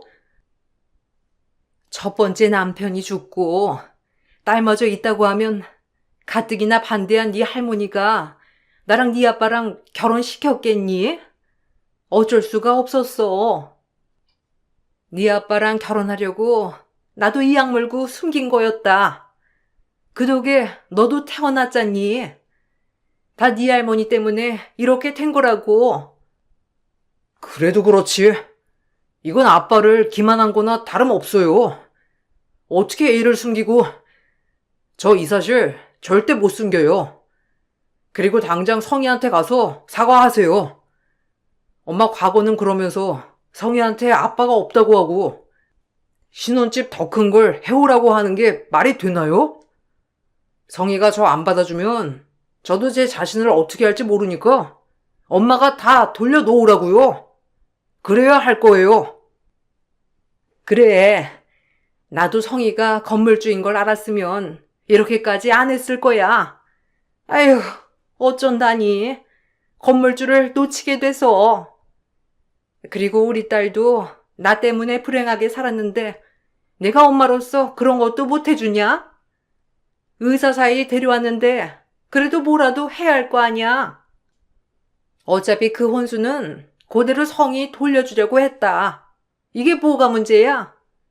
걔만 입 다물면 끝날 일을 너도 그만해. 지금 그게 문제인가요? 건물주면 어떻고 아니면 어떤데? 와, 진짜 엄마 내가 아는 엄마 맞아? 진짜 속물이다, 속물. 그리고 이게 지금 쉬쉬한다고 될 문제예요? 지금 엄마가 무슨 짓을 저질렀는지 아시냐고요? 어쩜 그렇게 뻔뻔할 수가 있어요? 내가 나조차고 이래? 이게 다 너 위해서 그러는 걸 넌 모르냔 말이야? 이 엄마 마음을 어떻게 그렇게 왜곡해? 나 때문이라고 핑계 대지 마요. 다 엄마 욕심이고 허세야. 내가 행복하다는데 그걸 왜 자꾸 엄마가 망쳐놓냐고. 남자친구는 본인 엄마에게 절레절레 혀를 찼고, 뒤이어 남자친구의 어머니는 저에게 사과를 하고 싶다고 연락이 왔답니다. 하지만 어차피 구구절절 마음에 없는 소리를 할 게 뻔하니 별로 듣고 싶지 않았어요. 제 혼수를 이미 남이 썼다는 사실에 분노와 함께 저에게 그동안 직살나게 한 모욕까지 더욱더 분노가 되어 돌아왔죠. 전 그 길로 남자친구의 아버지를 찾아가 이 모든 사실을 폭로했답니다. 남자친구가 본인이 본인 아빠에게 얘기할 거라고 했지만 사실 그래도 본인 어머니이기 때문에 쉽게 할 수 없을 것 같은 생각이 들었거든요.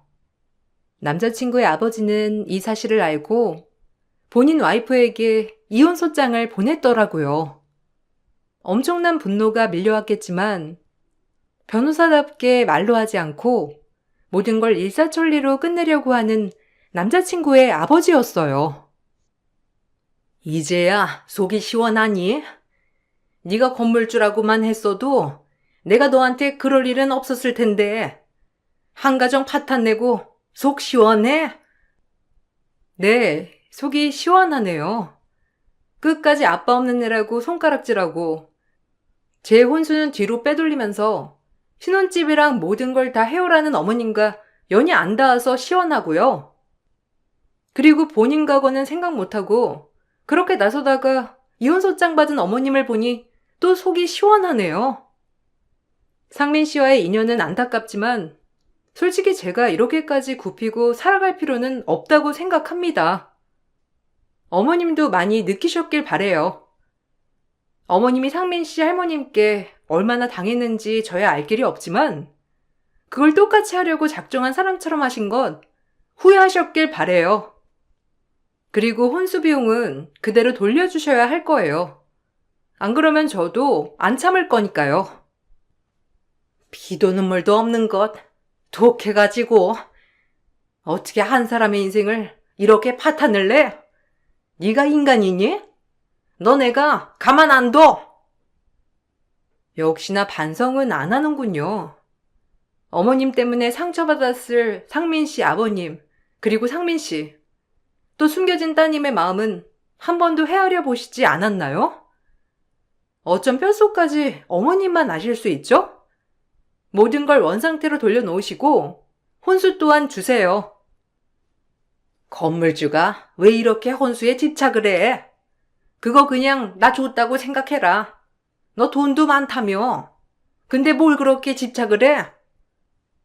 제가 어려운 사람을 돕는 한이 있어도 어머님한테 그건 못 드리겠네요. 절도죄로 신고당하고 싶지 않으면 당장 돌려줘요.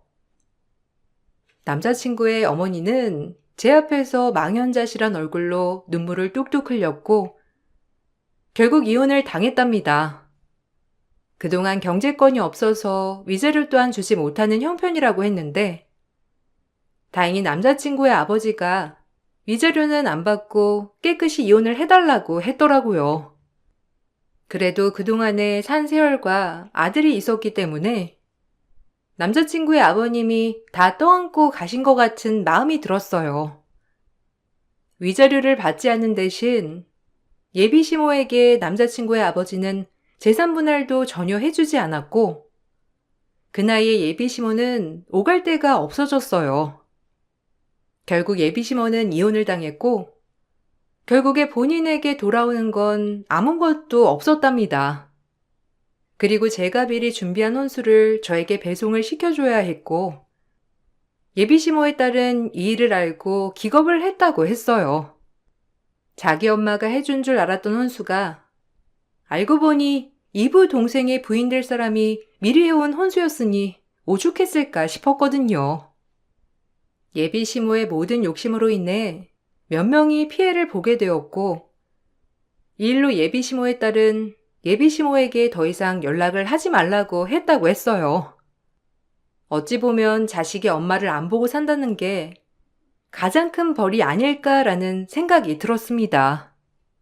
막상 일이 이렇게 되니 참 마음이 좋진 않았지만 그래도 속은 시원했답니다. 제 혼수를 빼돌린 예비 시모의 최후였고 건물주라고 갑자기 태세 전환한 시모의 말로였죠. 그 후로 남자친구를 몇 번 만나 하소연을 들어주었지만 저 역시 이번 사태를 겪고 나니 그냥 훌훌 털어버리고 싶더라고요. 엄마도 그냥 조그만 방 하나 얻어서 사셔. 그리고 아빠도 충격이 크시긴 했는데 그래도 그동안엔 낌새가 이상한 게 한둘이 아니었나 봐. 그냥 마음 내려놓고 사셔. 어떻게 보면 이게 다 엄마의 욕심 때문이었겠지. 네 마음이 안 좋은 건 아는데 혹시 우리 다시 시작할 수 있을까? 원하면 엄마 안 보고 살아도 돼. 그리고 도저히 잊어보려고 했는데 널 잊지 못하겠더라고. 미안. 상민 씨 보면 어머님이 떠올라서 만날 수가 없을 것 같아. 나도 마음은 아프지만 이건 아닌 것 같고 마음 잘 추슬러. 그래, 미안하다.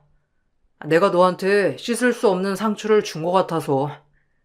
어디서든 꼭 건승하길 빌게. 넌 잘 될 거야. 남자친구와는 이것이 마지막이었어요. 이별은 마음이 아팠지만 그래도 정신적으로 모든 걸 탈피하고 나니 새로운 것들이 새록새록 보이더라고요. 오히려 엄마와의 시간이 더 많이 남았다는 것 같아서 앞으로 효도를 더 많이 해야겠다는 생각도 하게 되었고 평생 받기만 한 딸, 엄마에게 조금은 더 갚고 시집을 가야겠다고 생각했어요. 엄마도 제 파혼에 마음이 안 좋아 보이셨지만 그래도 모든 얘기를 듣고 나서 제 의사를 존중해 주셨답니다. 돌이켜 생각해보니 저에게 이런 일이 일어난 것도 어떻게 보면 다 인생의 한 페이지라는 생각이 들어요. 나중에는 더더욱 웃으며 털어버리는 날도 오겠죠?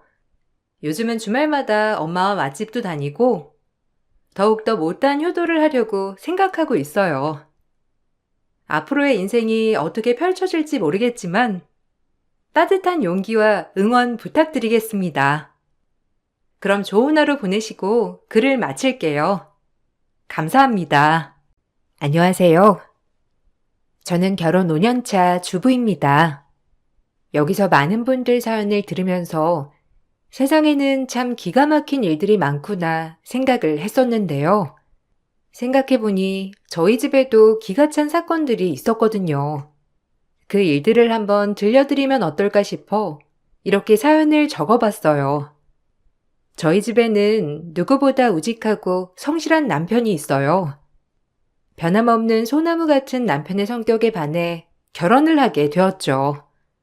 시댁 부모님들도 정말 성실하고 지금도 일을 하시고 계세요. 그걸 본받아서 그런지 남편도 늘 우직하고 성실하더라고요. 양가 부모님의 축복 속에 저희는 결혼을 했고 큰 갈등 없이 잘 지내고 있었어요. 한 가지 스트레스를 받는 부분이 있었다면 바로 남편의 직장 문제였죠. 남편의 성실함과는 다르게 주변 상황은 그다지 좋지 않았어요. 금전적으로 빠듯한 편은 아니었기 때문에 처음에는 남편에게 회사를 그만두고 개인적으로 사업을 하거나 공부를 해보는 건 어떠냐고 권유를 한 적도 있었어요. 여보, 그냥 조심스럽게 제안을 해보는 건데 차라리 당신 지금 하고 있는 일로 창업해보는 건 어때? 내가 보기에는 당신 아이디어도 좋고 충분히 사업 운영도 잘할 것 같은데. 아니면 그때 전에 말했던 거 있잖아. 당신 공부하고 싶다고 했던 거. 그거 지금부터 공부 시작하는 건 어떻게 생각해? 솔직히 난 지금 당신이 다니고 있는 회사에서는 당신 실력을 마음껏 펼치지 못하는 것 같아서 안타까워. 당신이라도 날 알아주니 다행이네. 그래도 아직은 회사 그만두고 싶은 생각은 없어. 말했잖아. 아직 하고 있는 프로젝트도 있고. 당연히 나도 내가 배우고 싶은 거 배우고 공부 시작하면 더 좋긴 하지. 근데 이렇게 마무리 제대로 안 하고 그만두는 건 좀 책임감이 없어 보여서 싫어. 그냥 어떻게 해서든 잘 마무리해서 나중에 진짜 그만둬야 되겠다 싶을 때 그때는 그만둬야지. 그래도 당신 회사 사람들 때문에 스트레스 많이 받잖아. 좋은 사람들도 있긴 하겠지만 당신이 뭘 하려고만 하면 자꾸 태클 거는 사람도 있다며. 거기다가 그 사람이 다른 부서 상사라고 하니까 더 신경 쓰여서. 저번에도 당신이 낸 아이디어 그쪽에서 거절해놓고서는 그쪽에서 다시 제안했다고 했잖아. 그런 게 어디 있어? 당신 팀원들 생각해가지고 이직도 안 하고 스트레스는 스트레스대로 다 받고. 어쩔 수 없지 뭐. 내가 팀장인데 팀원들 생각해야지. 나보다 팀원들이 더 힘들 거야. 그 사람 나 말고도 다른 사람한테도 내내 태클 걸고 아이디어 뺏고 그러는 거 일상이야. 결국에는 그 사람 자기가 한 일 때문에 망할 거니까 신경 쓰지 마. 내가 좀 더 열심히 해봐야지. 열심히 하다 보면 언젠가는 빛을 볼 날이 있지 않겠어? 지금 그만두는 건 내 자존심이 허락을 안 하지. 남편은 대학 졸업 후부터 쭉 한 회사만 다녔어요. 회사에서는 좋은 사람들도 많았지만 유독 남편을 시기하고 미워하는 사람들도 있었는데 그 사람 때문에 남편이 늘 스트레스를 받는 걸 보고는 저도 너무나 속상했죠. 어느 날부턴가 회사 재정이 어렵다는 얘기가 들려오기 시작했는데 얼마 지나지 않아 회사는 부도가 나고 말았어요. 그때 남편을 전부터 지켜보고 있었던 회사 임원 중 한 분이 남편에게 자신이 회사를 차릴 테니 창업 멤버로 들어와 달라는 제안을 하셨죠. 전 처음에 걱정이 많았어요. 여보, 당신 말고 다른 사람들도 같이 들어가는 건지 한번 물어봐. 왠지 모르게 좀 찝찝하네. 당신을 알아봐준 사람이 있다는 건 정말 고마운데 거기 회사 사람들 중에서 당신이랑 안 맞는 사람도 있었잖아. 들어가겠다고 하기 전에 다른 사람들 누구 또 같이 시작하는지 한번 물어보고 시작해. 또 그 사람들이랑 같이 회사 다니게 되면 어떡해? 에이, 아닐 거야. 대표님이 전 회사에서는 나만 스카우트 했다고 하셨거든. 다른 직원들은 새로 다시 뽑는다고 하셨는데 어떻게 될지는 모르겠어. 대표님이 전 회사에서도 내가 하는 일 많이 지원해 주셨거든. 안 그래도 회사 새로 차릴 거라고 하셨다는 건 들었는데, 그 많은 사람들 중에서 나한테만 제의가 들어온 거잖아. 거기다 대고 다른 사람들은 뽑지 말라 하는 것도 아닌 것 같아. 그럼 다른 직원들은 대표님이 직접 채용하시는 건 아닌 거야? 그때 부대표가 있다고 했었지?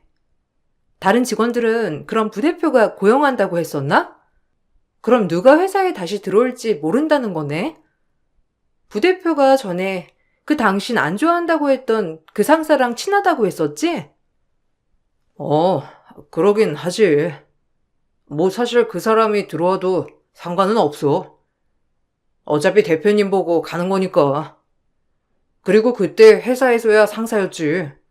지금 회사에서는 다 같은 직원으로 시작하는 거니까 괜찮겠지 뭐. 안 들어온다면야 더 좋고. 아마 다음 주쯤 한번 모일 때 가보면 알 수 있을 것 같아. 나중에 팀원들 필요할 때 되면 그때는 내가 괜찮은 사람 채용해도 된다고 하셨으니까 괜찮을 거야. 남편은 그렇게 대표 말만 믿고 창업 멤버로 가게 되었어요. 그런데 악연이 어찌나 지독한지 그곳에서 전 회사에서부터 남편을 지독히 괴롭혔던 그 사람도 같이 다니게 되었더라고요. 남편은 괜찮다면서 말을 했지만 저는 걱정이 이만저만이 아니었어요. 저는 사실 그 사람 때문에 남편이 스트레스를 많이 받았던 사실을 알고 있었기 때문에 그만뒀으면 좋겠다고 말을 꺼냈죠. 전 회사에서야 상사였지. 지금 회사에서는 나랑 직급이 같으니까 신경 쓰지 마. 그리고 함부로 못할 거야. 나도 이번에는 가만히 있지 않을 거고. 원래 채용은 안 하려고 했는데 부탁했다고 하더라고. 지금 다른 곳에 취업하기 어렵다고. 부대표가 친하다고 했었잖아. 그래서 이번에 같이 하기로 했대. 안 그래도 저번에 모이면서 오해 풀었어. 오해는 무슨 오해? 저쪽에서만 당신 시기하고 질투한 건데. 정말 괜찮겠어? 그동안 그 사람 때문에 스트레스 진짜 많이 받았잖아. 나는 지금이라도 그만두는 게 나을 것 같아.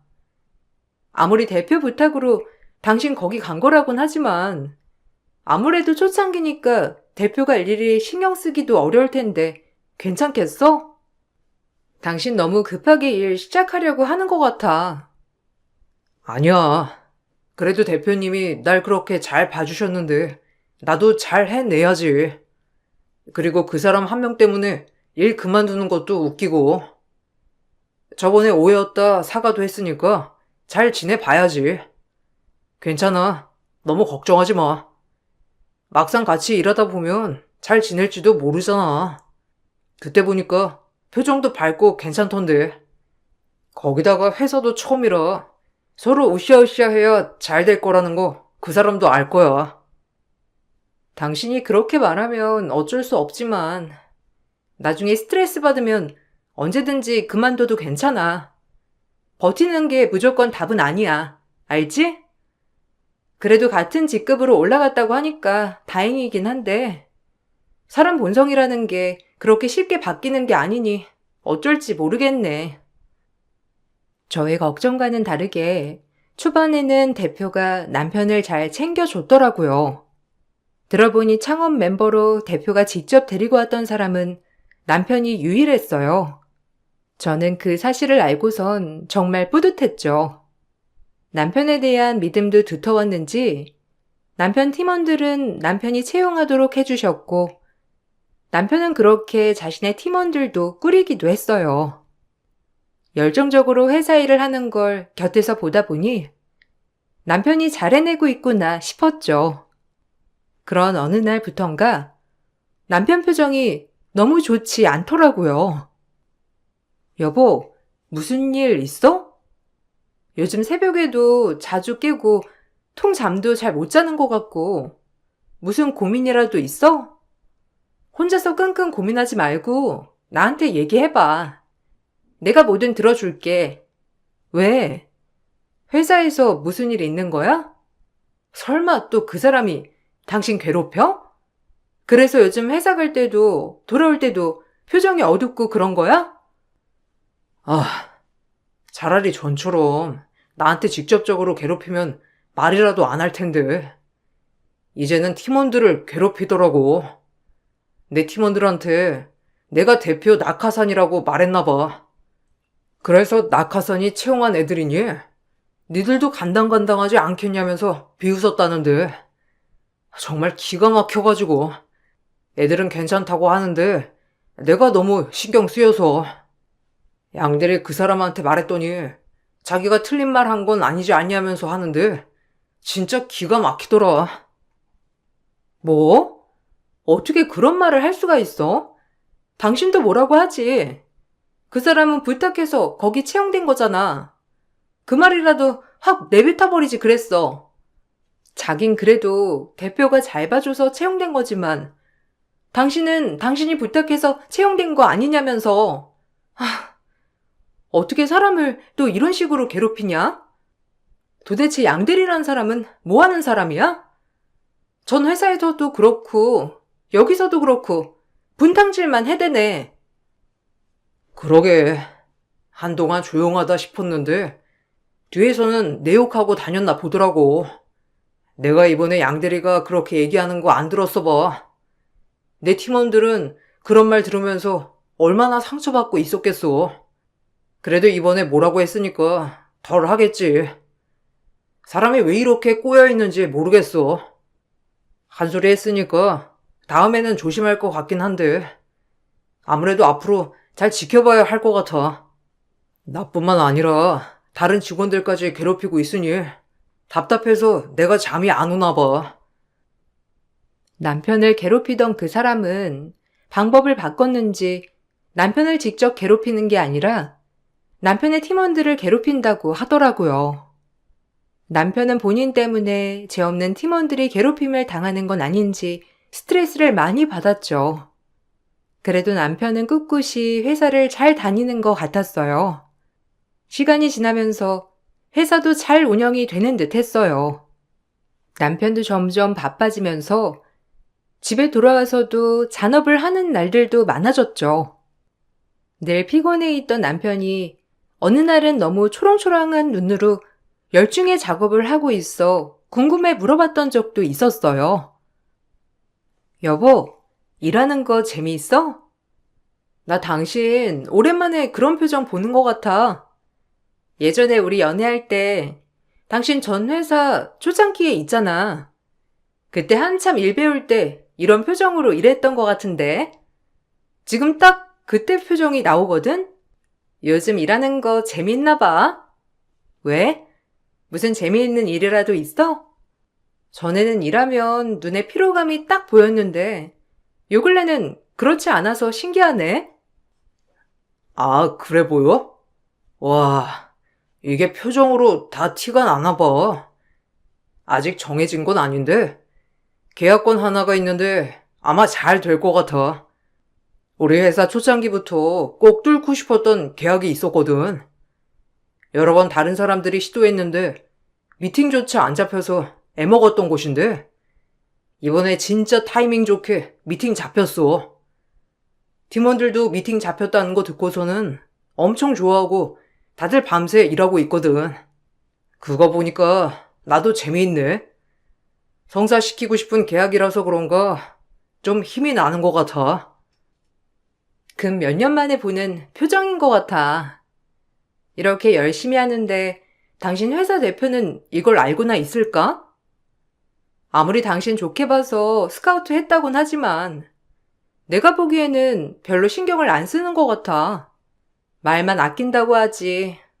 이렇게 일만 잔뜩 던져주고 마는 거 아니야? 요즘 회사가 정말 바빠. 일도 많아졌고. 대표님 얼굴 보기도 힘들지 뭐. 거기다가 다른 직원들도 많으니까 대놓고 챙겨주시진 못해도 틈틈이 잘하고 있냐고 연락도 주시고 있어. 아마 이번에 큰 계약권 성사시키면 그만큼 회사도 성장하고 나도 승진하는데 도움이 되지 않을까 싶은데. 안 그래도 대표님이 이번에 연봉 조정하실 거라곤 하셨거든. 이거 잘 되면 진짜 좋은 기회가 될 것 같아. 타이밍 좋게 연봉 협상 시기에 남편은 회사에서도 가장 바라던 미팅을 성사시키게 되었고 좋은 기회를 잡을 수 있게 되었어요. 그래서 그런지 남편은 정말 열정적으로 며칠 밤을 새워가면서 준비를 하더라고요. 전 남편이 그렇게 열심히 준비를 했으니 잘 될 거라고 당연히 생각했죠. 그런데 며칠 뒤 남편은 잘 마시지 못하는 술이 떡이 돼서 집에 들어왔어요. 와서는 아무 말도 없이 절 가만히 앉혔죠. 여보, 무슨 일 있었어? 안 그래도 아까 당신한테 전화했는데 안 받길래 회식 간다고 해서 좋은 일인가 싶었는데 아니었어? 왜? 당신 추진하던 거 그거 계약 성사가 안 된 거야? 아휴, 그래서 이렇게 술을 많이 마셨어? 속상했겠다, 우리 남편. 아니야. 계약은 잘 성사했어.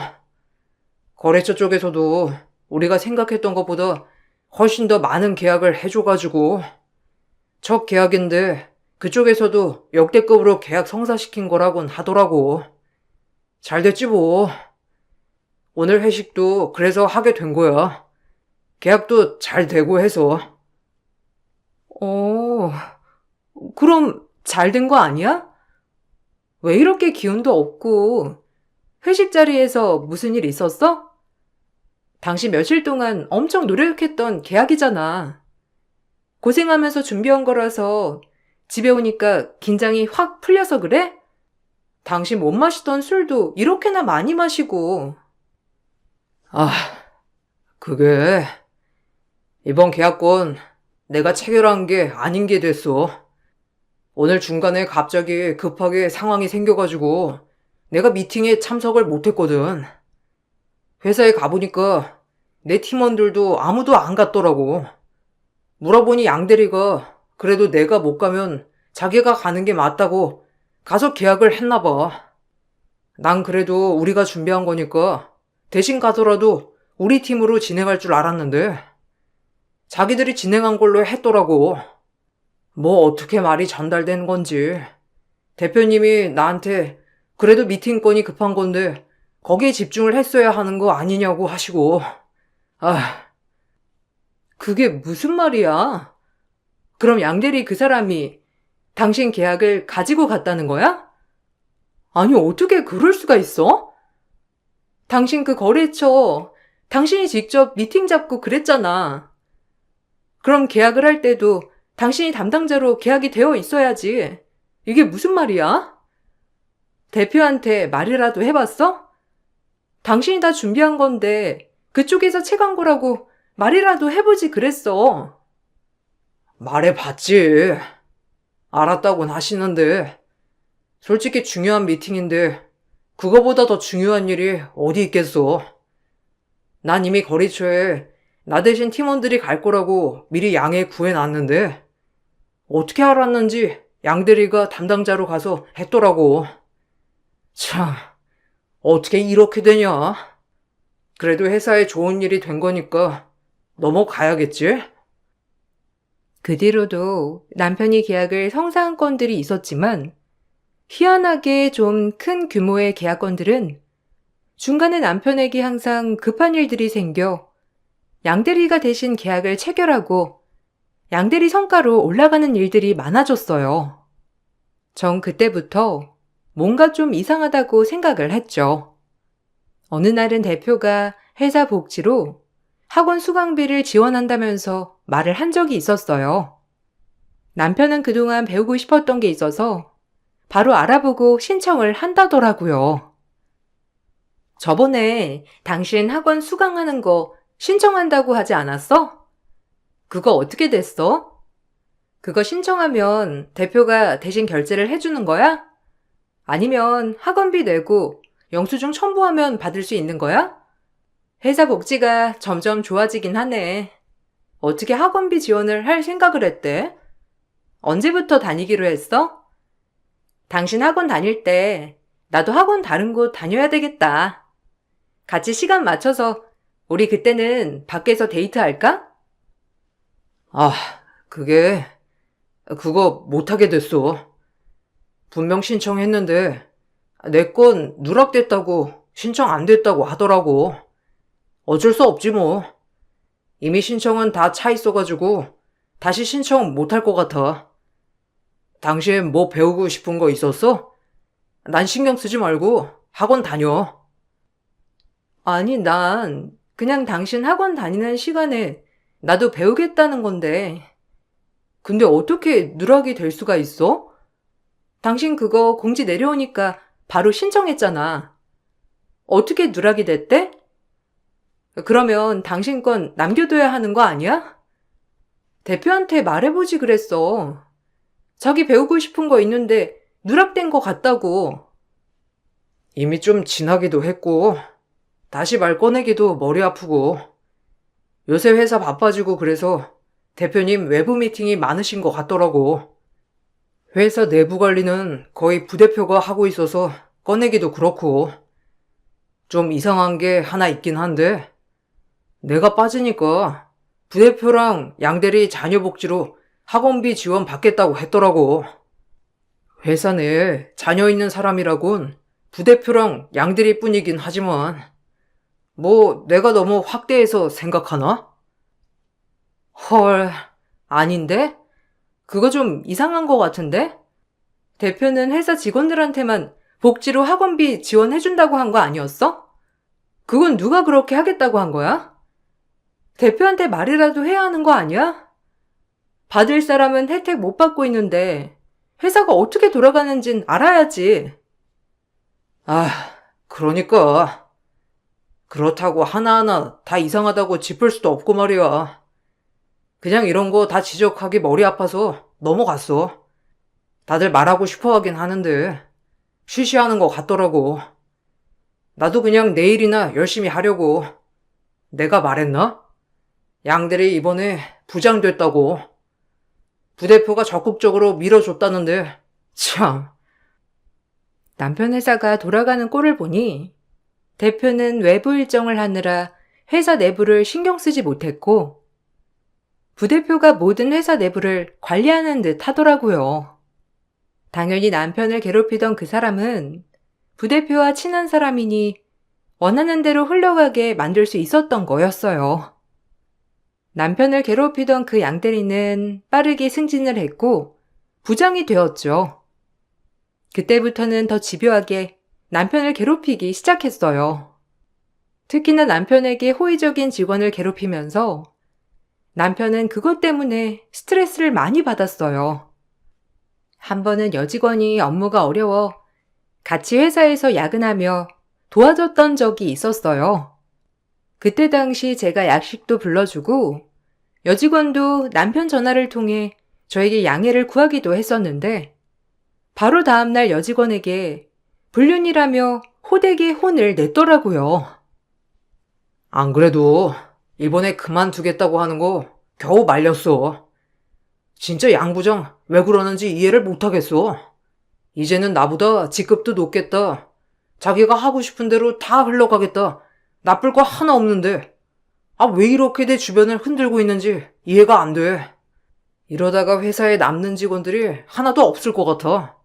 요즘은 다들 분위기 보고 양 부장한테 더 조심하는 것 같고 나는 피하는 것 같다니까. 와, 사람이 어떻게 그렇게 악랄해?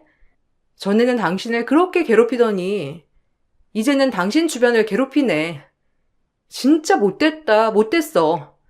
나이도 우리보다 한참 많으면서 정신은 어른이 아니네. 대표한테라도 말하지 그랬어. 양 부장이며 그 부대표라는 사람 둘이서 짝짝꿍 하면서 사람들 괴롭힌다고. 나도 그러곤 싶은데 명확하게 괴롭힌다 그런 게 없어서 말이야. 또 갑자기 잘해주다가 뭐 하나라도 걸린다 싶으면 괴롭히는 거니. 일단은 다들 조심하고 있긴 한데 이대로라면 회사 망하게 생겼어. 안 그래도 이번에 자기들이랑 마음 맞는 남직원들이랑 술 먹으면서 업무 얘기하고 사무실에서는 업무 공유 안 하고 그랬나 보더라고. 여직원들 업무 숙지 제대로 안 되어 있으니까 대표님은 엄청 혼내고 그랬었나 봐. 직원들은 그냥 괜찮다고, 자기들도 이제부터 술자리라도 해야 될 것 같다고 우스갯소리로 하는데, 어떻게 이런 식으로 괴롭히는지 몰라. 상황이 좀 심각한 것 같은데, 당신 대표한테 다 말하고 그냥 그만두는 건 어때? 저번에 다른 업체에서 당신 스카우트 하겠다고 제안도 왔다며. 나는 차라리 다른 업체로 이직하는 것도 나을 것 같아. 당신 찾는 곳도 있는데 굳이 괴롭히는 사람 있는 곳에서 일을 해야 할 필요는 없을 것 같아. 나도 모르겠어. 예전에는 그래도 대표님 보고서 좀 버텨보자 생각을 했었는데, 점점 시간이 갈수록 심해지는 것 같아. 일단은 내 팀도 있으니까 어느 정도 버틸 수 있을 만큼은 버텨봐야지. 내가 나가면 바로 양부장 팀에 들어가게 될 텐데, 그럼 더 불편하겠지. 내가 있어야 팀원들도 버틸 수 있으니까 할 수 있는 만큼은 나도 해봐야 할 것 같아. 회사 분위기가 이러니 점점 남편을 피하는 사람들도 늘어나는 것 같았어요. 악랄한 괴롭힘에 남편과 잘 지내던 직원들은 하나둘씩 떠나갔고, 결국 남편은 혼자서 점심을 먹는 날들이 많아졌죠. 저는 그때 일을 안 하고 있었기 때문에 남편 점심시간에 맞춰 회사 근처로 가 같이 점심을 먹곤 했어요. 그러다가 남편을 괴롭히는 그 무리들을 마주하게 됐죠. 뻔뻔하게도 와서 인사를 하더라고요. 와, 이들이 한가 봐.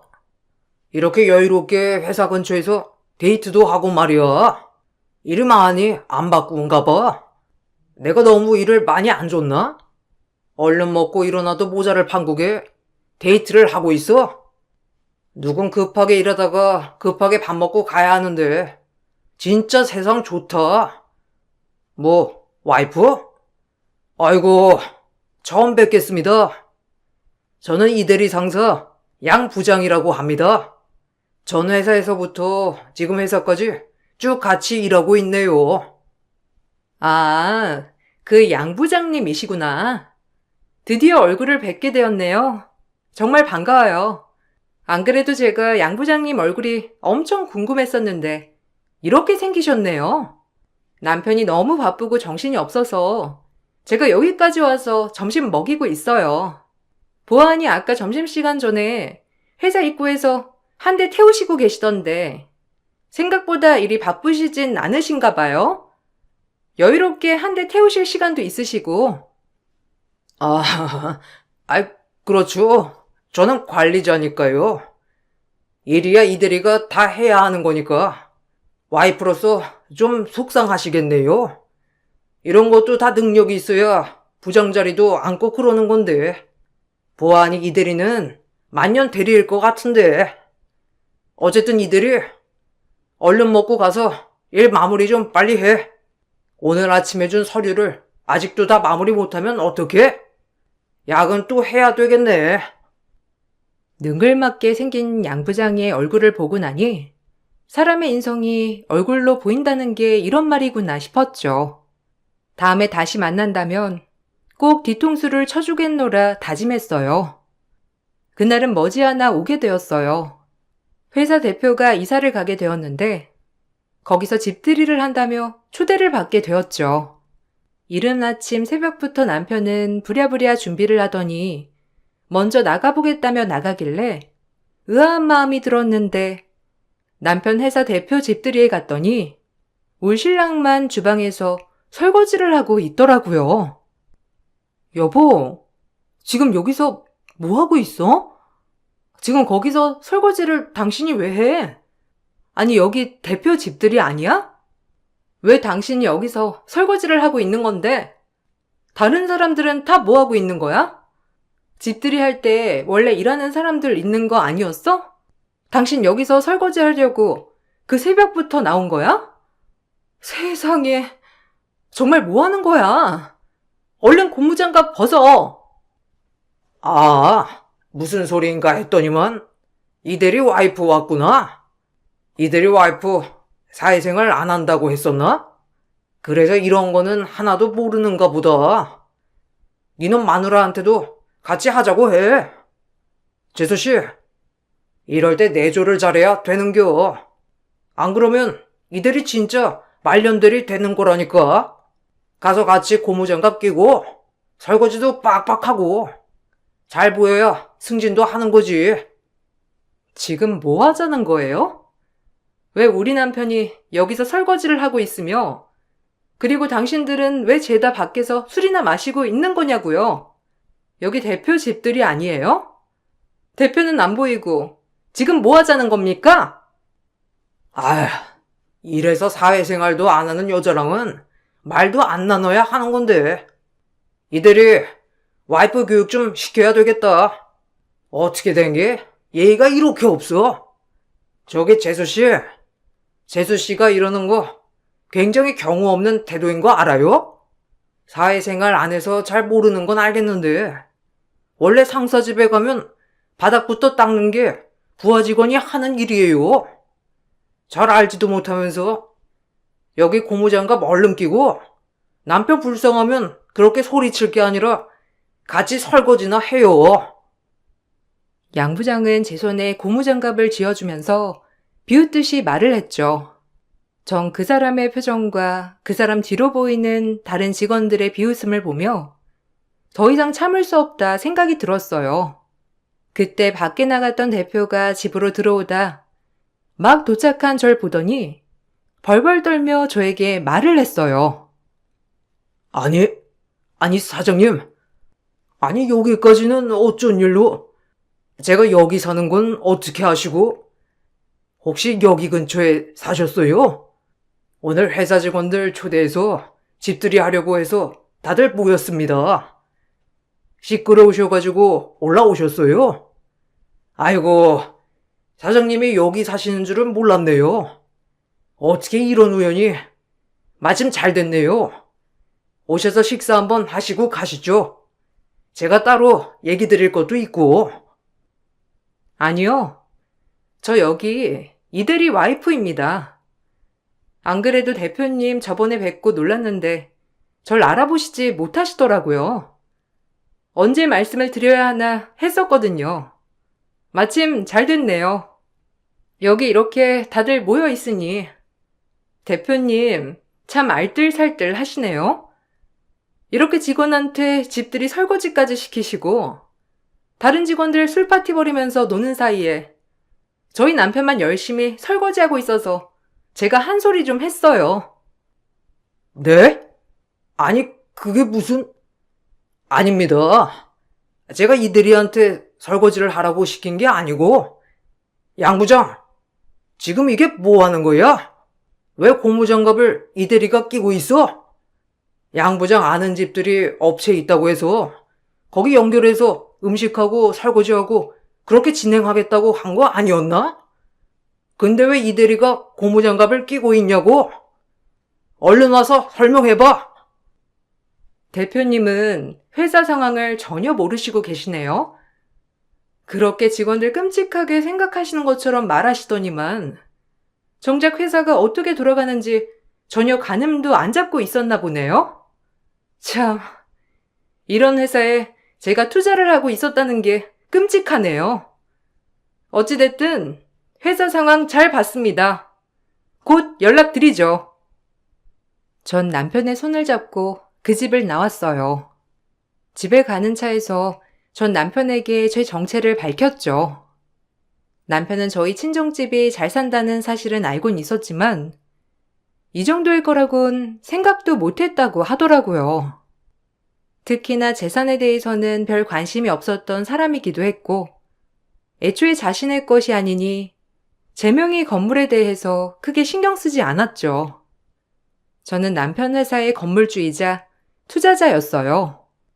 처음부터 그러려고 했던 건 아니었지만 남편 회사 대표가 회사를 설립할 때 제 건물에 입주를 하게 되었고 나중에 남편이 회사에 들어가게 되었다는 걸 알고서는 전 투자도 진행하게 되었어요. 남편에게 좋은 일이라 생각하고 했던 일이긴 했지만 이렇게 밝혀질 거라고는 생각도 못했었죠. 남편은 제 정체를 듣고선 집에 오자마자 긴장이 풀렸는지 거의 졸도를 했어요. 나중에 깨어나고 나서 많은 얘기를 나눴고 남편은 대표에게도 그동안의 상황을 모두 전달하게 되었죠. 사태 이후 회사 대표는 남편을 괴롭혔던 부대표와 부장을 모두 해고했어요. 알고 봤더니 단순히 사람들을 괴롭힌 것뿐만 아니라 직원들이 밤새 고생하면서 준비한 프로젝트들을 다 가지고 가서 대표에게 본인들이 한 거인 양 전달하고 그걸로 성과급도 많이 받았더라고요. 대표는 이 사실을 알고선 집까지 사과를 하러 찾아오기도 했어요. 정말 죄송합니다. 회사 대표로서 제가 할 말이 없네요. 부대표나 다른 직원들이 알아서 잘 회사를 운영해 줄 거라고만 생각을 하고 정작 제가 회사를 잘 돌보지 못했던 것 같습니다. 이 대리는 제가 전 회사에서 유일하게 믿고 데리고 왔던 직원인데 이렇게나 마음고생을 시켰을 줄이야 상상도 못했습니다. 정말 죄송하고 드릴 말씀이 없습니다. 그리고 내일부터 그 사람들 출근 안 할 거고 법적 조치도 들어갈 겁니다. 찾아보니 공금 횡령이나 부정 청탁도 있어서 이걸로 조사 들어갈 것 같아요. 이들이, 아니, 이 부장. 앞으로 이 부장이라고 부르겠네. 그때 그만뒀던 팀원들이나 마음에 맞는 직원들, 이 부장이 한번 잘 꾸려보는 건 어떻겠나? 대표님, 저는 그렇게까지 하는 건 원하지 않습니다. 아내 힘 빌려서 승진하고 싶진 않아요. 아내랑 얘기를 해봤는데 아내도 공과 사는 구분해야 한다고 생각을 하더라고요. 부대표나 양 부장에 대한 처분은 잘못한 게 있다면 마땅히 받아야 하겠지만 제가 어떠한 성과 없이 승진하는 건 아닌 것 같습니다. 저도 이렇게 승진하면 마음이 편치만은 않고요. 아니야. 사장님 보고선 이 부장 승진시켜주는 게 아니고 그동안 프로젝트들도 다시 살펴보고 다른 직원들 말도 들어보니 양 부장이나 부대표가 가로챈 업무들이 많다고 하던데 우리 회사 제일 큰 계약건도 이 부장이 체결한 거였다며. 이 정도면 그전부터 양 부장이 아니라 이 부장이 먼저 부장 달아도 할 말이 없는 건데 정말 미안하네. 남편을 괴롭히던 주동자, 부대표와 부장은 결국 회사에서 잘리게 되었고 그동안 부당하게 받았던 성과급을 반환하라는 통보를 받게 되었어요. 거기다가 회사 공금을 사적으로 사용했던 내역까지 밝혀지게 되면서 횡령으로 벌금형을 받게 되었죠. 남편 말로는 이쪽 업계가 넓은 편은 아니기 때문에 아마 부대표와 부장에 대한 소문이 많이 퍼져 있을 거라고 하더라고요. 남편 말대로 지금도 부대표와 부장은 자리도 못 잡고 계약직으로 일을 한다고 하던데 벌을 제대로 받는구나 싶었답니다. 그렇게 안 풀리던 남편의 일은 악연을 끊고 나니 술술 풀리기 시작했어요. 이번에 성과급 받은 걸로 해외여행을 가기로 했답니다. 인과응보라는 걸 저는 안 믿는 편이었는데 이번 남편의 일로 세상에 인과응보는 존재하는구나 알게 되었답니다. 여러분들도 모든 일에는 결과가 있다는 거 항상 생각하시길 바랄게요. 사연 들어주셔서 감사합니다.